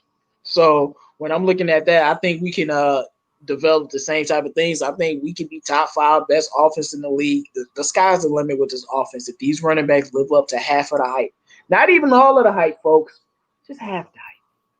Well, all right, look, man. Do you think if we have a top 15 rushing attack, this would be the best offense in Stafford's career for the Lions? You know, honestly, yeah, I do. I listen. The thing that people don't understand is this. I always say football is checkers. I know everybody says it's chess. It's so much chess. It's chess. And I'm like, yeah, if you overcomplicate it. The remedies are always the same, though. The winning teams generally have the same formula every single time, which is layers. So if you look at a good offense, the good offenses have layers. Oh, I can kill you with the run. I can kill you with the mid to short game with the running back and the tight end. I can kill you with the deep game with the receivers and the tight end. And so to me, when you have this level of layers that's piling up, you know, sort of like the baker when he wants to make a layer cake, you got to have them all be the right angles and stuff for them to sit on top of it. You know, you can't have it a slight square on the bottom, the triangle in the middle, and then you put a cake. It's not going to balance right. So how do you make that work? You got to have layers. And when I look at this offense, if they have a rushing attack, you know, and it's feared, then you get the tight ends, then you got receivers. That's the greatest show on turf. That's the New England Patriots when they got Randy Moss and got accused of cheating and then decided to go undefeated until they lost to the Super Bowl. That's those great offenses who have layers. And to me, if you're looking for us to be in that discussion, I see the potential for us to have the layers. The only thing that nipped that in the butt could be coaching, but I'm telling you, it's enough layers that we can survive that poor coaching. Yeah, you know, some fans from other fan bases and some Lions fans might think we're crazy, but I'll put it like this. We've never had a top 15 rushing attack, so how you know we wrong? On top of that, just looking at all of the weapons, like, I mean, I basically named the entire basketball team on offense. Like, it's just crazy the amount of weapons that we have. And if whatever this philosophy, whatever that we're trying to build gets built, I think we'll see what happens with the team, but I really think we could be similar to the Atlanta Falcons. Difference is we have Stafford, not McRae. So we'll actually score the points. But I think we could have that dominant two-headed monster at running back and an offense that's just lighting you up with a defense that isn't elite, but good enough to keep us in games and, you know, help you go on a type of run. Of course, Matt Patricia has to get it together. We know this. It's all on this guy. Because if injuries don't hold us back, there's nothing to keep us from winning 11 games. Only thing that will hold us back is like QB play or coaching. And I trust that Stafford and Bevel will keep things going. Even if, you know, I remember Luke said if something happened to Stafford, we should still be good. Well, yeah, with all these damn weapons, yes, we should be. Like, so that's just the way I feel about it. We're going to move on to the next topic, guys. Make sure you guys like the video if you haven't already, man. We got my man's the Speak Easy podcast in the building. What's good? What's good? Yeah, please make sure y'all check out the Speak Easy podcast. Every time I think he can't come with something more clever, he do. It's the most impressive thing I've ever seen. It's funny. Also, make sure you check out Blue and Silver. He new to this, but man, listen, we just talking sports. There's nothing that should be more serious than just talking about the sport that you love. So let's make sure we show support to him as well. That dude is another person. There's so many of us out here who got so much love for the same teams, and it's truly one prize. So let's make sure we show that appreciation and you know, go and subscribe and keep that support going. Because if you don't do it here, where else are you going to go and get that Lions, you know, media? Right. Only here. 799 says, I think Corey Underwood will blitz more than what we need. I'll put say like, no. If they're getting home, I don't care. They getting home, I don't care. To me, blitzing is only a problem when you're going against elite quarterbacks. and you blitz and they pick you apart. And now you have to start playing covers. That's when it can be a problem. And we've seen that with our QBs and other QBs against us. So it is what it is on that. But moving on to the next topic, training camp is now wrapping up. Things are over with it. It's exciting, y'all. You know, with this whole what's going on in the world, I can't believe training camp is about to end and the season is about to start. I'm still shook. Like, I can't believe this is actually about to happen. I can't believe it's September already, but things are moving. Things are moving. So my question to all of you, and we'll start with you, Andrew. What is your biggest takeaway this year from the Lions training camp? That's a very good question. Biggest takeaway is the offense, man. I mean, I'm watching these throws from Stafford, and he literally is throwing it like I've never seen him before. And I know we've seen that Kansas City throw. We've seen him make crazy throws throughout his career, but it seems like he's doing this so much more frequently in training camp, and it's super exciting, you know, because I want them to unleash Stafford. The most effective, dominant offenses are the ones that literally don't take their foot off the pedal, and they don't care what their defense is doing. They're trying to put up 40, 50 points a game. And Stafford has the capability of doing it, and he's making those throws consistently. So I'm super hyped to see that coming out of camp. Hey, man, I like that take. I definitely like that take. All right, Jim, what do you think, man? What is your biggest takeaway from the Lions training camp this year? The unity that I feel with this team this year is unbelievable. It's something I've been a fan for a very long time, about 40-some years.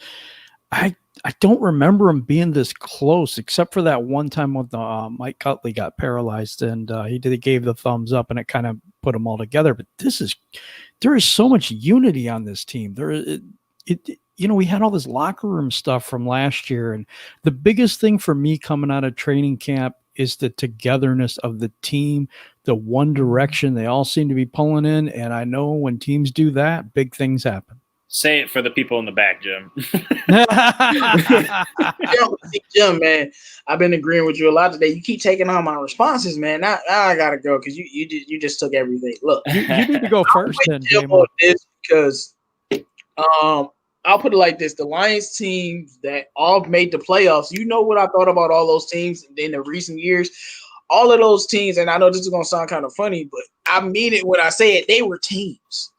And you can feel like how together they were and how they wouldn't fold going back to 2011. Like, that was a team, regardless of how good they were talent-wise. That was a team that was together. 2014, that was a team that had the talent and was a team, and the ref was like, no, we got the Cowboys to let in, and not the basketball guys, but the football guys was like, yeah, y'all should have let the Lions in. Ha. So, that's what happened with that. And then you look at that 2016 team. I've never seen a team like that. I don't care that we didn't win nothing. It's just like they refuse to lose. It's like we not losing these games. And we went out and won. I think this team is a team that's even more together than all of those teams. It took Matt Patricia 3 years, but he got all of his guys and he rooted out the people that he wanted to root out.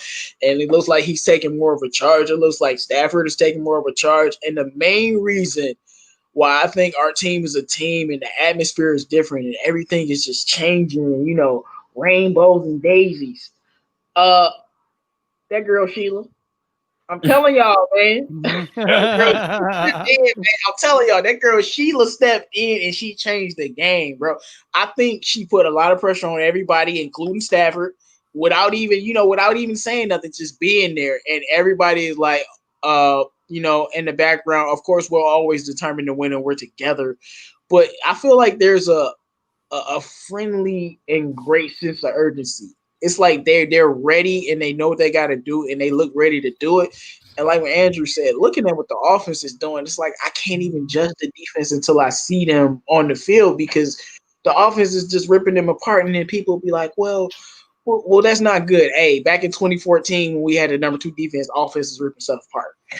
It's what they do. But so I can't really judge it. But I'm with Jim. I think the atmosphere around this team is my biggest takeaway because it's like we ain't seeing nothing new. But all right, Luke, what's your biggest takeaway from the Lions training camp? My biggest takeaway is if y'all don't show some support to my man Kurt right now and the diehards over there, man, listen, bro. Y'all ain't paying attention to what he over here doing. This boy over here being a magician. Y'all understand? He being masterful in how he doing it. Show my man some support. If you're not doing so, then I don't know how you can say you One Pride. One Pride, we move together. You see what I'm saying? We move together and we support each other. So show some support to him. Show some support to the Speak Easy podcast. Show some support to Blue and Silver, that dude. And make sure that if you don't do nothing else, smash that like button, people. Now, let me tell you what my biggest take is from the camp. Is that the real Matt Patricia has finally stood up. Okay? If you go and look at those first 2 seasons of him riding around and talking to people like he's a damn drill sergeant, he not doing that this year. He cracking jokes. He giggling. It's totally different. You look at the interviews. You know, he goes into an interview with a reporter. Sit up straight. Reporters come in now. They slouched over. Hey, man, what's going on? You all right? Everybody good? How's the family? The dog is good? They had puppies. That's awesome. Totally different person. If this person came into the building day one, I believe we'd have been better off.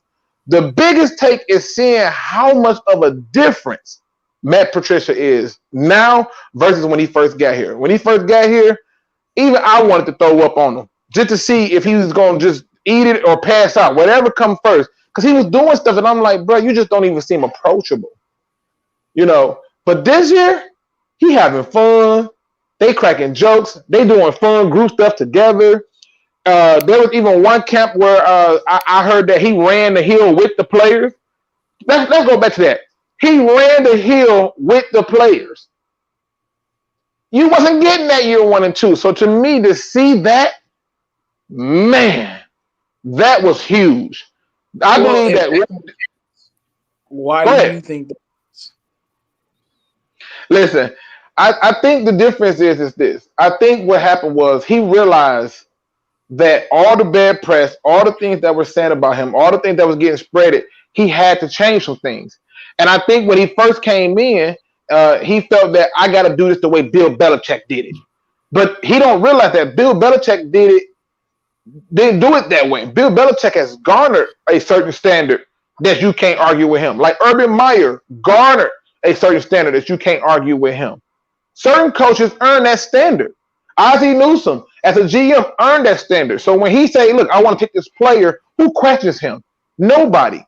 When you have a surgeon who does the same surgery over and over and over, even if he kills somebody, nobody questions if he made a mistake. This is what I think the difference is. He saw that people questioned it. They challenged it, and it was coming out left to right, nonstop. And I think that bad taste that left in his mouth, he knew that was the first thing. If he's going to be here, he had to change his image. That's why I think you see a difference. So you don't think it has nothing to do with, mandates and having his guys? Nope. I don't think it had nothing to do with that. Because to me, any person, any decent person, when you are told something, you should be able to make those adjustments. If it's not something that's out of the realm of logic. Like if somebody tells you, hey man, I'm tired of you belching in my damn face, you need to respect that.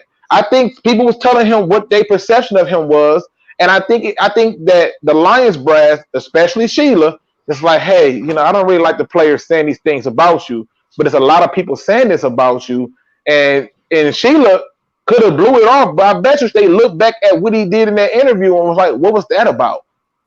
When he told that reporter, hey, sit up and have some dignity and all that, like what the hell? He thought he was something that he wasn't. And I think that's why he lost that locker room. And I think that's why he had to make those changes. I don't think it had anything to do with him getting his players in there. I don't think it had anything to do with the mandate or anything, because mandates put pressure on people. He's comfortable because he's understanding that if I just be myself, I get a different response. See, Bill Belichick, he can do that. To realize something like that, but it's terrible. It's terrible. It's absolutely terrible, and it's one of the reasons. Like, because you think about it, and I think somebody made a comment in the chat, and I missed it. I'm sorry, I can't give you credit because I know it was one of y'all that posted. But they said something. I think it might have been Crimson, who said you notice that there's not all that gossip, distraction, and he did this, he did that talking there. No, there were people who was here who stayed anonymous and talked about it. And you're not hearing it no more because they are starting to see that it's a new turn. He's doing it different. And if you don't believe me, go and look at that series For once, the Detroit Lions YouTube page is putting out stuff that you want to watch. Go and look at that series how he talked to him at the beginning of the practice. He wasn't doing that. He wasn't talking to him like that. He has changed. And that, to me, is the biggest thing that came out of camp. Yeah, he's like the cuddly version. And I'm Matt going to just Patricia play devil's advocate a little bit. Every reason that you just stated is why you wrong about us not winning the division. But because I think that you had to throw that in there, didn't you? That change is gonna be on the field. Watch, man. Okay, listen, they got to show me though. Hey, I'm with you, man. I'm never gonna deny a person that say show me something. I'm with you on that, but I just believe a little bit more. But all right, Kurt, what's your biggest takeaway from the Lions training camp? It's going to be a theme. I'm going to take a little bit different spin on it, and it's the cohesiveness of the team. But if you look at the Lions team, and I said this last night on our show, it's not just they care about each other as players. It's a cohesiveness as a team. They care about each other as people. And I've never seen that on the Lions where they. Hey, Kurt, I don't mean to interrupt you, but I need you to say that again. I don't think they heard you. Speak up a little bit. Like I need you. Like that was profound. Like say it again, man. They don't. It's not that they care about each other as players. They care about each other as people. Mm-hmm. You see that more and more in the Lions camp this year. It's a cohesive on the field and off the field. You know, looking at each other, they seeing differences and saying, let me listen to you. Let me listen to who you are and what you're talking about. And Matt Patricia is at the helm of that, where he's leading the team. He's a coach. He was a coach that was barking the first couple years, and it wasn't good. He's leading the team this year, and he's hey, guys, what's going on? Let's take this time out to really connect on a human level, and that's made him a better coach and a better leader. And one thing with him giving up those reins to Corey Unlin as far as calling the defensive plays, he knows he needs help. So those changes, being more cohesive, has made the Lions a more cohesive unit on the coaching at the coaching staff level, at the players, and at a human level. That's my biggest takeaway from the camp. Look, his mama called him Curtis. I'm gonna call him Curtis. That boy good. I'm about to say this boy that boy good. Blew us out the water. Very good. That boy good. Like Laura Weiner says, there's no iron team. Maybe they forgot it finally. You can call me fun, says Patricia has a whole team binding to each other. I have taken a lot of grief because of this. Well, since we're on this tag, I have another question that's extremely related to this, and we're just gonna get right to it. Simple. Do you think Matt Patricia now has the control and full support of the locker room? Is this team finally on one accord? And if so, will that have any effect in the win count? We're gonna start with you, Luke. Absolutely. Listen, when I said the real Matt Patricia has finally stood up, I said it as a compliment because I'm telling you, nobody can be that much of an a-hole in their life. That's not possible. It's just like what was he thinking? Like, dude, and I love what Kurt said. Kurt made a very good point where he understanding how to get it. And to me, yes, that anytime. Listen, I put it like this. Most of us, matter of fact, all of us on here got a job. All of us on here do something important, right? And anybody who can contest to this will say this. You work harder for people you like. You just do. If you like your supervisor cool with you, you don't have no problem working. It'll been time we don't have people call off. My supervisor, can you cover it? Now I love my supervisor. Yeah, I can cover that for you. For you? Yeah. Now if that other dude, ask him. He got to figure it out, okay? But for you, yeah. And to me, that's going to improve in the win columns. It has to because we only won 3. So I mean, anything less than that, I mean, God, that's just oh God. Really, but it has to. And I'm just saying, as y'all know, I will destroy me some Matt Patricia. I have been on his head left to right, but I'm a fair person and I give props and I give respect where it's due. He has changed himself in the eyes of the people, and to the point where even I had to look at him and go, "Yep, that's not the same person that I saw. That's not who I saw before then. The way he talking to him, how he was engaged with the players before then, he was walking by like he was at a damn concentration camp. Like, what are you doing? Like, I'm trying to work out here. What do you want me to do? Like, what the hell?" And the thing that Kurt brought up about showing how he changed, it originally came out that in the beginning, Corey Underling would not be calling plays. That swiftly changed to he's going to be calling plays.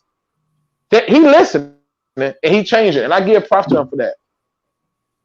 Oh yeah, he's right. I think he was trying to mimic the GOAT without the status and repeat. Yeah. He didn't have the status. He thought he could live off the clout of his Super Bowl rings he got with Bill. Yep. And nobody said that he got those rings. They say Bill Belichick got those rings. And it's evident when you look at the defensive ranking from when he left into what it was afterwards. So it ain't like they got worse without him, but we did. But that's another story. But I'm just want to stick to the positive. It is what it is.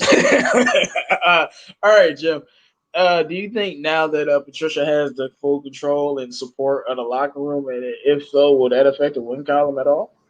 Yeah, absolutely it will. One team pulling together rather than a team divided is such a different situation. I think that they bought in. I think he brought in players that would help that process and drafted people and he has changed. I mean, everybody sees it. And I call this the teddy bear or the cuddly Matt Patricia, because he came in here and, just berating everybody, including the media. And now he's all happy with the media. He's, "Oh, how you doing? Oh, good to see you," like this. And what was it, year 1, year 2, something like that? He's saying, "Hey, you need to sit up straight," or something. I don't know. It's just really bad. You can't have you got to have that team bonding and everyone pulling together in the same direction to get anywhere. And yes, I think it affects the win column.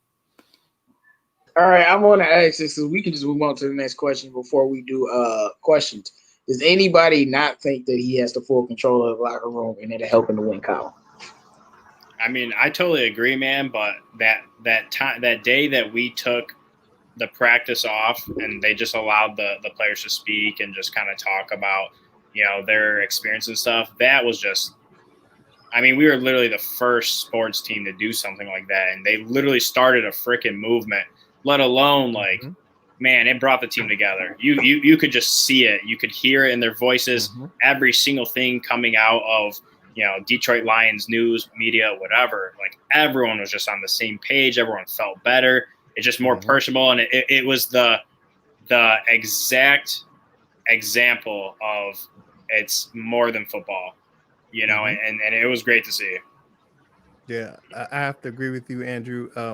Here's the one statement that Matt Patricia said that really stuck out for me during that time where they canceled the practice. He said, "How can I focus on practicing in football where there's this thing going on? It's so much bigger than that. It's so much bigger than football." And to him to walk out, he's hugging the players outside of the practice facility as they're talking to the media and explaining why they canceled practice. You would never have saw that his first couple of years. And that's the difference that you see in Matt Patricia. Preach. Hey, listen, I said it once. I say it again. That boy good. Okay. Hey, Kurt, if you haven't heard the last show, I encourage you to listen to the last show on my channel where we addressed all the things that they talked about.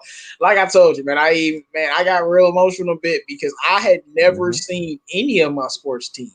No. Maybe things only because they all fought together. But I've never seen them so unified in my life. And it was just so surprising with me because if one of our teams did that, you would think it would be, and I know the times that we in are unprecedented and completely different. I'm not talking about that specifically. I'm just talking about the unity standpoint. When you would think that a Jim Caldwell or Schwartz team would do that. Yeah. But it's a Patricia team when we got all this stuff going on with black people being murdered by cops and police brutality. And y'all decide to step up when the recent thing happened was like, hold up, let's stop a minute. Because I'm going to say this, and there's no way we can know this, but I don't think the NBA players don't play if we don't cancel practice. And people will act like they didn't see that. The whole world saw that. Trust me, when we canceled practice because of that shooting, it just like Andrew said, it set a domino effect, I think, in the NBA as well. Because I'm sure they were thinking like, okay, these guys can miss a practice, but we about to go play a game. Hold up. Let's take a step back and really look at what we're trying to build and establish and grow. And I agree, man. The amount of unity that we show makes me think this team can be special. I really think this team can be special because when you got the talent and you got the locker room, teams have success. Listen, it's huge. It's huge, man. Listen, and another thing, hold up, Luke. Another thing is the thing that pisses me off the most, and just another reason to hate the Packers is it happened in Wisconsin, and they didn't do anything. They literally didn't do anything. And then, like, it is about more than football. So it kind of pissed me off that of all, cities, of all teams, of all states to do something, it was Michigan. And it hasn't even really happened in Michigan like it has in those other states. Well, listen, I just want to say this again. Curtis Steele, ladies and gentlemen. Curtis Steele, ladies and gentlemen. Drop the mic. You got to drop the mic, Kurt. You got to drop the mic and then do the fingers to the left and walk off the stage. I believe that Kurt is our future. We gotta have fun, man. Yeah, thanks, man. I appreciate that. He's holding it down tonight, man. All right, guys. So, and ladies, make sure you guys drop all your questions in the chat. I will get to all of the questions, and we got one more that we should be able to get through pretty quick. Because I don't know, man. I don't feel like you necessarily need a champion to win championships per se, because it's been done before without that. But I think pedigree means a little bit something more with our teams, and even if some of them are Patriot players and whatever. But I have a question that I want to ask you. Do you think that adding more champions to the roster will help our culture a bit and maybe even change things in the win column? And we're going to start with you, Kurt, since you out here spitting these facts. Okay. Kurt Steele, ladies and gentlemen. Kurt Steele, go ahead. The floor is yours. Culture is, when you have a winning culture, you bring in winners and they know how to play and they know how to win. That definitely affects the culture. And to have a cohesive winners in the locker room, that's going to make a hell of a difference this season. So I believe that those champions that they added, former Patriots, look at a Super Bowl champion, Reggie Ragland, they know how to win. The winning and the culture makes a difference. So like, you can't just bring in winners and they don't fit in the culture, but you're bringing in winners who fit in and are part of the cohesive package. There it is right there. You got a winning combination. All right, Kurt, I'm going to need you to plug yourself real quick for everyone who don't know where to find you, man. Okay. People looking for that fire content, man. Okay. Hey, what up, fans? Hey, you can find me over at the Die Hard Den podcast. You can find us on Twitter at Die Hard Den Posse 1. You can find us on YouTube. Our YouTube channel is Die Hard Den Podcast. On Facebook, facebook.com/Die Hard Den Podcast. Me and my man, Shawnee J, hold it down. And check out our latest episode where Bordeaux was in the den. Yeah, so like he has his show, Who's in the Room? We had him in the den. So go Love that segment. Our latest episode of the Die Hard Den podcast and listen to our favorite game. It's called Hell Yeah or Hell No. I love that game, by the way. Hey man, you can follow me, fuck man. Hey bro, you've been preaching today, and I hope this Kool-Aid that you talking about becomes real. Because the last part of this sentence, Lions becoming the standard first team to have their kids at the draft. This whole day off situations, the refs gonna even be on our side watching. I hope so. Wow, that's an amazing statement. I'm almost feeling like if we win, they rigging it, because I'm seeing all of these people. This is the year to believe in the Lions. I'm like, oh, so this the year y'all gonna let us win, huh? Because that's what it seemed like. They like, yes, we finally gonna let y'all do something, and we gonna stop trying to hold you guys back. But all right, Luke, what do you think about adding the champions to the team? You know, some Patriots guys like Reggie Ragland. Do you think it helps our culture and can change things in the win column? In the words of one of the most underrated head coaches, Mike Singletary, I want winners. All right. I can't win without him. I told him he would do us more good off my damn team because he's not a winner. Winners need to be around more winners. Now, in the words of one of the most like beautiful coaches, Danny Green. Now, if you want to crown their ass, crown them. Because in my opinion, that's the reality. That you bring people who has been there before to your team, it helps. It changes the pressure. It gives somebody for them to bounce. Hey, what else should I expect in Super Bowl weekend? Hey, what should I expect from the crowd in this situation?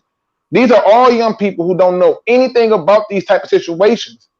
And when they come in and you get somebody who's been there before to tell them like, hey, this is what I experienced. Some of the dumb questions I had.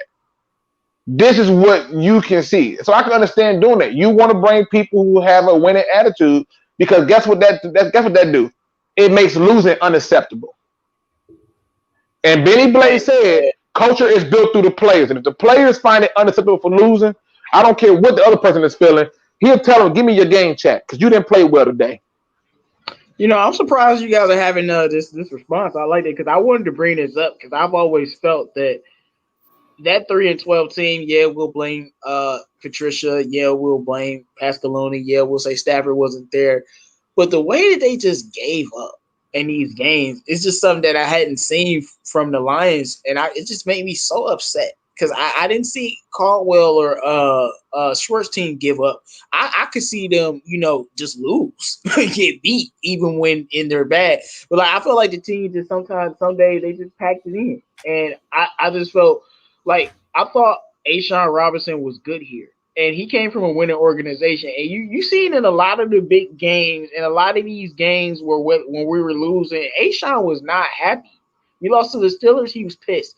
When we played that Saints in that crazy game, he was pissed. Like Ashawn's like, bro, I'm used to winning. I don't like it here. I'm not about that losing culture.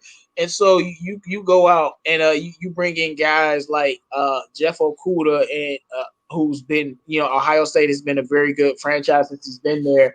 Georgia, who's been in the championship, and they've been a very competitive team. And you just bring in some of these guys from these winter organizations, their organizations of culture, and then you bringing in guys from New England and the Chiefs. Because I'm with you on what Singletary said. I believe in that staunchly. The more winners on your team, the more you're gonna win. And I know it sounds funny, but I just felt like a lot of these teams gave up, and I felt like they gave up because it wasn't no winners on the squad. Darius Slay on no winner like that. Him and Stafford are the same caliber of winners, but we ain't never seen Stafford give up. And I feel like he gave up a lot last year. Only time he tried to play is when he's playing Devontae Adams. And straight up. Like that's the only time he tried to play. So when I'm looking at that, I feel like it's just a lot of things. Like we haven't won anything, and if you want to win, you have to build things. And when I look at the other teams that end up winning their divisions and changing things around, if we're healthy, because we always got to say that, I feel like the Lions are building the breadcrumbs to become a team that can win a lot of games and be a good franchise. And just adding winners on top of some of the other things we talked about is something that I think we're doing, and I think it helps a lot because I feel like when Jamie Collins came up here and said straight up, we ain't winning no damn 3 games. Like this ain't last year's team, and that's the type of energy that we need. But all right, Jim, man, what do you think about this? Do you think adding champions to the team will change the culture? Does it matter at all? Will it matter at all in the win column? Okay, Andrew, what do you think about this? Oh man, Jim said he'd be right back. All right, dude. When it comes to being a guy, being an athlete, nothing is worse than losing. You literally burn on the insides when you lose. And we went out and got people that have been on championship caliber teams, whether that's college because of our rookies or whether that's in the NFL. And then not only do we bring these guys in, but we brought in guys that are also very talented. So they have the mindset and they have the athletic ability to be a cohesive unit, and then they also have ties with Patricia and all this crap. And it is going to be great to finally have just a full team that has one mindset, and that's to go out, play their asses off, and try and get the win. Because you can tell in a lot of our games when we're losing, they just seem defeated or they're not really trying, So for them to all be on the same page and all have that mentality of I'm better than you and I'm going to show you, that's going to be fantastic.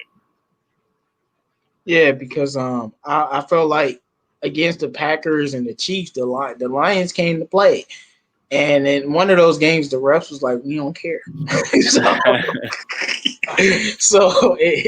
I mean, you got Tracy Walker, Detroit versus everybody. Well, I ain't even ask you about that. I don't care. Detroit versus everybody. That's what he said. Like, that's just the type of energy. Like, no, because that's literally the interview. Like, if you go look at it, he said, "I didn't even ask you about Detroit." You know, that type of stuff. But he's like, "I'm just saying." And we know how Joy Bill started that way back in the day, and it's just been like that. But I'm just looking at the breadcrumbs. I'm trying to figure out what this team can do, what they can be capable of, and a lot of things are lining up where this should be the year that things happen. And if they don't, we gonna burn the ship and we crashing down. But I don't think that's gonna happen this year. But Jim, what do you think about this question? Do you think at these guys in the that are winners actually gonna matter in the win column? Because it might not mean a thing. Oh my gosh, yes. Sorry, I had to take a break for a minute there, but man, no. I mean, champions train different, man. Champions have a different mindset. Champions know what it is to be there and what kind of work it takes to get there. And I think that really helps rookies. I think it helps other players that haven't been there to just look and see how they're going about their business and then to model that and to become a champion in their mind first before they become a champion on the field. I think it's a critical thing to have former champions on a team that know how to work, know how to be there, know how to be a pro. Yeah, and I feel like we weren't winning, but Trey Flowers brought a different kind of air to that room. And when Danny Amendola, say whatever you want, and I know he was just coming from Miami, but once he came here, he went back in the Patriots role, and I really do think he helped Kenny Golladay become better. I really do. And he just brings that different energy. Jamie Collins came here in different energy. Deron Harmon, damn near the leader on the team, and he just got here. Mm-hmm. That's what see, and you know what I'm noticing about these Patriot guys? All of them are just like, whether it's silent or outspoken, they're just leaders by default. And I'm like, those guys weren't even the leaders on their team, but they were around so many leaders from Belichick to Tom freaking Brady that they're just built like that. You know, if we had any of the McCourties, any of those guys, they would come here and it would just be a different energy. And that's what I like about the team, and I hope it helps out in the win column. And I do think it will because when we lose a game or we lose a couple games in a row, if that happens in a tough loss, that's when push is gonna come to shove, and you're gonna see where your heart at. You're gonna see where your coach heart at. You're gonna see where your team heart at, and that's when you need those winners to be like, hold up now. You know, we had a skid, but it ain't over with. But all right, guys, I'm gonna start reading you guys questions. Make sure you drop questions if you have any. And let's see. Let's see. Score predictions for week 1. Lions 30-17. Anybody else? I would say Lions 24-10. I actually like your score better. Just because they scoring less. I want to score 30, but like I feel like 30-17, even though it's the same point differential. Well, no, it's 13 to 14 points, but I feel like 24-10 is so much more of a blowout, you know? Like even though it's a 1 point differential. But that's what we did to the Giants, blew them out. But yes, I'm saying that to the Giants fans. Thanks to y'all, because y'all the reason I started my channel, because the Giants fans was talking smack, and I told them we was about to whoop them up, and the rest is history. Yeah, for sure. All right, let's see. Crimson Shadow says, would I say Nick Williams in the experiment or just a depth piece? I would say I thought he was going to be a good role on this team, but what he's doing in camp, he might be more than what we thought, and he might be an unsung hero that we really didn't think much about. What do you think about that, Kurt? Nick Williams, I think he's going to be a good player. I thought he was going to be like a depth guy, but he is blowing it up in camp. I think him feeding off of Shelton and those guys on the defensive line, I think that they've raised the level of competition, and that's why he's kind of risen to the top in camp. Man, you hit the nail on the head, man. Danny Shelton, him, I think it's definitely gonna matter. Drop out your questions. We'll do final thoughts in a second. Let's see. Okay. with peace and quiet, with no preseason games, do you think other teams can hide players on their practice squad because we don't get a chance to see them? That's an interesting question. I'm gonna get that to you, Jim. Yeah, actually, Oh I do. man. Huh? Oh no, I was just looking at Shay. He said y'all still do a pick'em league. Oh yeah, we got to do a pick'em league for this year. I wasn't even thinking about it because there's so much crazy listen, stuff going on. there's so much crazy stuff going on. I would set it up. I would try to get it done tonight because I'm still working. I'm on call tonight, so I'm still putting in time. But I would try to get it set up and the announcement out so we can have it going. Yeah, I forgot all about it, but thanks for the reminder. Yeah, because y'all know. Go ahead, Jim. Okay, so on the preseason game to hide players, I think a lot of teams are just going to go with their own players on the practice squad as an extended roster. I don't know if there's going to be a lot of looking at other rosters and stuff like that, just because there's so little film on everybody else, and you know who you have in camp. So I think that there's going to be a lot of keep to yourself type thing this year. You can also protect 4 players, so you do have players you can protect, but. It's a very good point that there's a lack of film on a lot of these players. So people can stash players, even veterans. Yeah, that's a damn good question because I think any good team don't need to see preseason games to know who the talent is. They did their research before the player even touched a preseason game. So if you haven't did your research or if they're a vet and you can't find film on them, then the problem really is with you and your organization if you can't. Hell, I can find film on them. Why you can't? Mm-hmm. And plus with the new practice squad rules and the expansion of the practice squad, and plus you can have a veteran player on the practice squad than you could before. We only could have a guy who only had like really 3 years of experience on the practice squad. They've expanded that. You can stash some guys on the practice squad. Right. Okay, so we got a question from Peter Pignatello. It says, would you let Stafford call the plays like Peyton did? Hell yeah, because whenever he called no huddle, we unstoppable. Bro, Stafford and no huddle is literally where they talking about Peyton Manning and no huddle. Like, yeah, when Stafford whenever I see him go no huddle, like I know we end up losing the game, but I didn't think we had a chance to win that Panthers game. This man went no huddle, scored 14 in less than 2 minutes, and all we had to do is get a stop. Thank you, Darius Slay. And we would end up winning that game. I'm like, yeah. So, and that's a game that we didn't win. I can go to the Colts game where we did go no huddle and we ripped them apart, but definitely. But it is what it is. It is what it is. All right. Next question. I'm gonna throw this to you, Andrew. Who's the biggest threat to us in the division? He says the Vikings. Speak easy. Yeah, man. I mean, I think it's the Packers only because they've always been that team you have to beat. Because how many times have the Vikings won? How many times have the Bears won in the last decade, 2 decades? It's always the freaking Packers. Even last year, they were the worst 13-3 team I've seen in my life, but yet they're still 13-3. So somehow, cough, cough, refs, they find a way to win. But unless we can beat them out in the division, it's just not going to happen. I said the exact same thing as you. It's always the Packers. And I've seen some Lions fans I was talking to today, and they're saying, Packers are going to be so bad. Minnesota. I'm like, I hate the Packers more than you can imagine. Like I've said things like if I saw Aaron Rodgers, I'm not going to finish that sentence. Because I don't like that team. Teams wouldn't have quarterbacks. That's all I'm gonna say. Broken legs and whatnot. But I'm just saying that team always winning games. Like you can't get me to believe that they're not gonna win 10 games next season. And Vikings, I'm not that confident in them. So, anybody else want to say something about that? You can.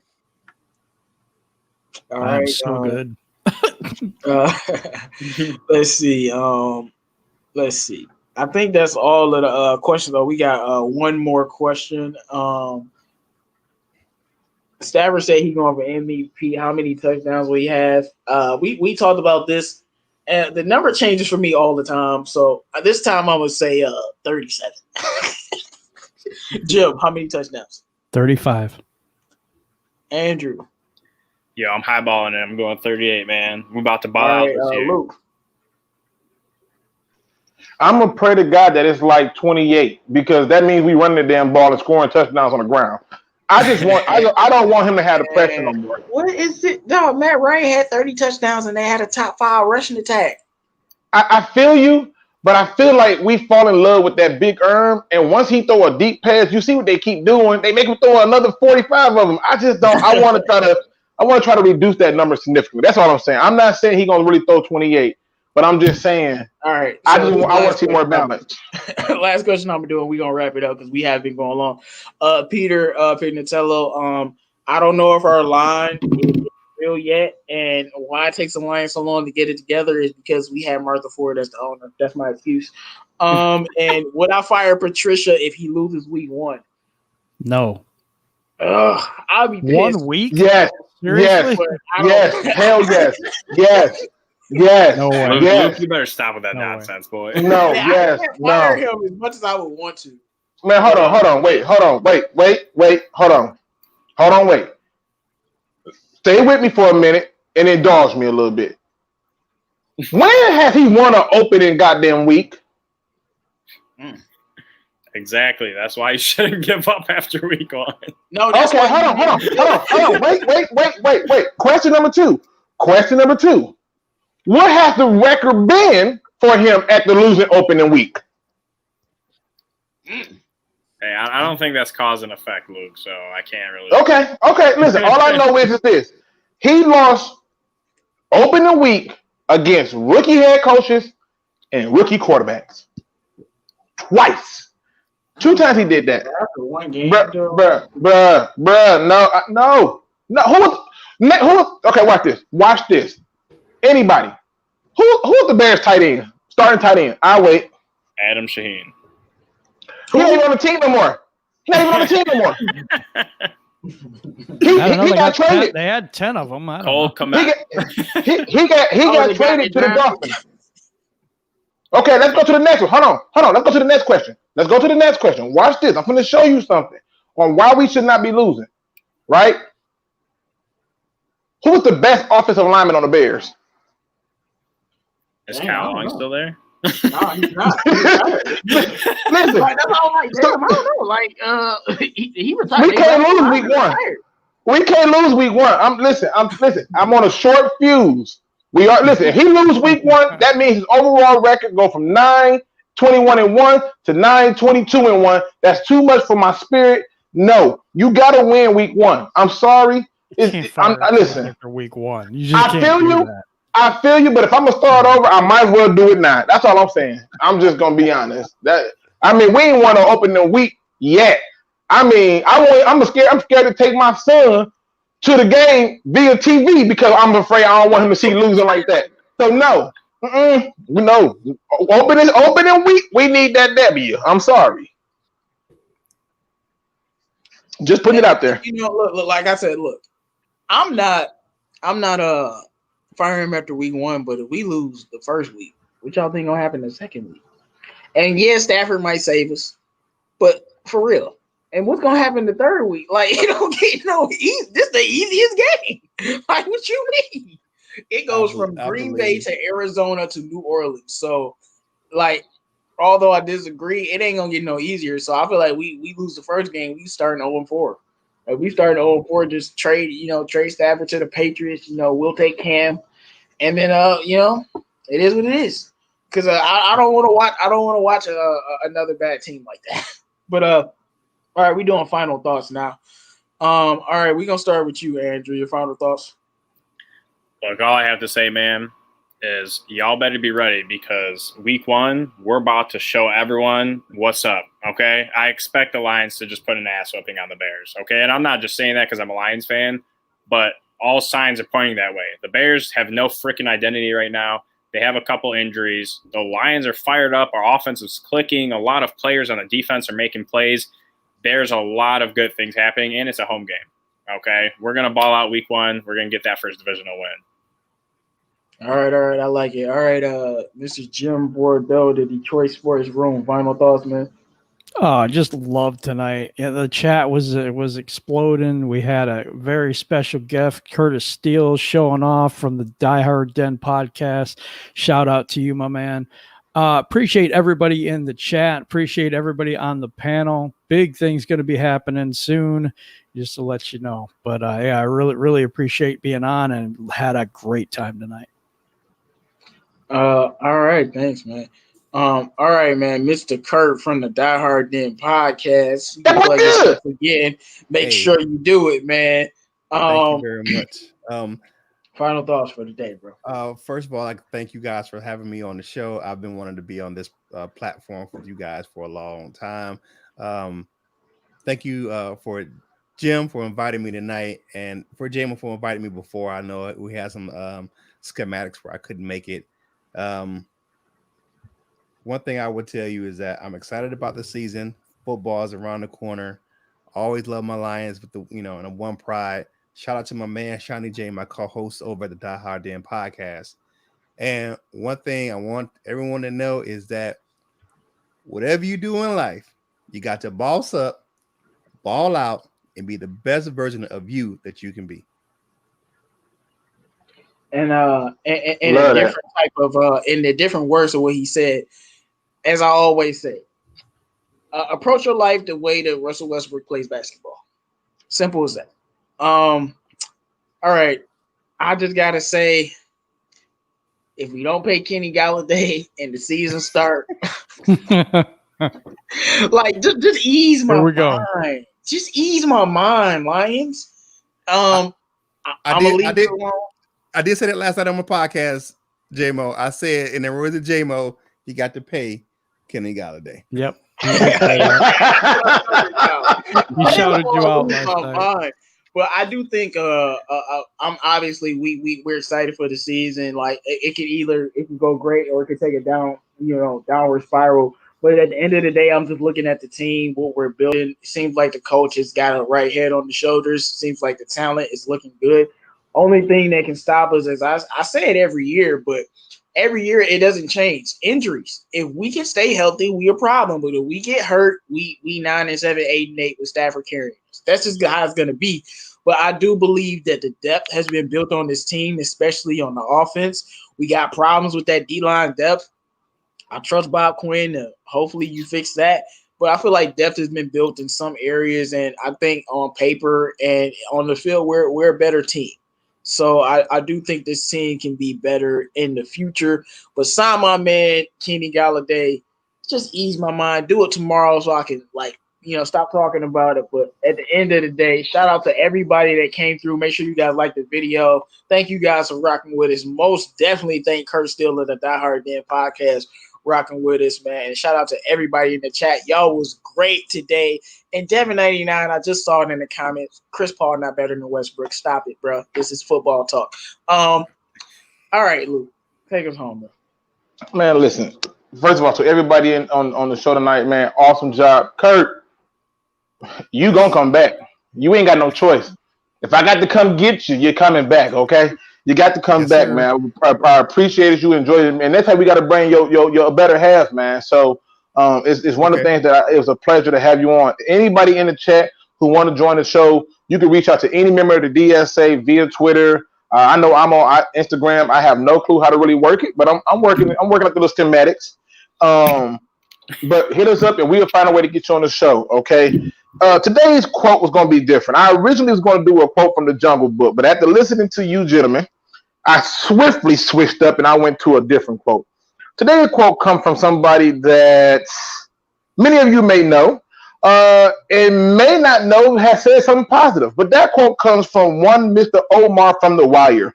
Now, if you have not seen The Wire, we're going to pray for you because I don't know what you've been doing with yourself, but Mr. Omar says, how you expect to run with wolves come night when you spend all day sparring with puppies? Let me say that again for y'all because I know it's going to be hard. He says, how do you expect to run with wolves come night when you spend all day sparring with puppies? And the first thing that jumped out to me is this could be going a number of ways, but this is more about you. This is more about the person of self, the conflict of self, the things that you keep putting off in yourself, the things that you keep procrastinating with in yourself, the times where you thought that you were supposed to do something that you said you wanted to do, you wrote it down, you set an alarm clock, and then you hit snooze. This is about the fight with yourself. Why resist what your nature is asking you to be? You keep sparring with puppies. That's yourself. That means that you are sparring with the weaker parts of yourself, and the wolf wants to come out. In this case, it's the lion. See, he's trying to roar, but you're holding him back. You're keeping him under. You're keeping him from being at his greatest. You ever seen a lion without a voice? It's not as scary as it looks. Or a lion without his crown. This is your time to step up and take your crown. This is your time to stop fighting with yourself. This is your time to stop wasting time and to stop putting things off that should have been done right now. Not yesterday, right now. I give this positive message to you that you should give yourself permission to accept who you are, a lion, a wolf, and start sparring with your puppy self. With that being said, ladies and gentlemen, please make sure you subscribe to all the members of the DSA. Certainly make sure you subscribe to the Die Hard Lions Den. You got to get up in there, that building with Kurt and his counterpart, Sean. If you don't, I don't know what you've been doing. And as always, don't be no chump. Please do your research. That's right.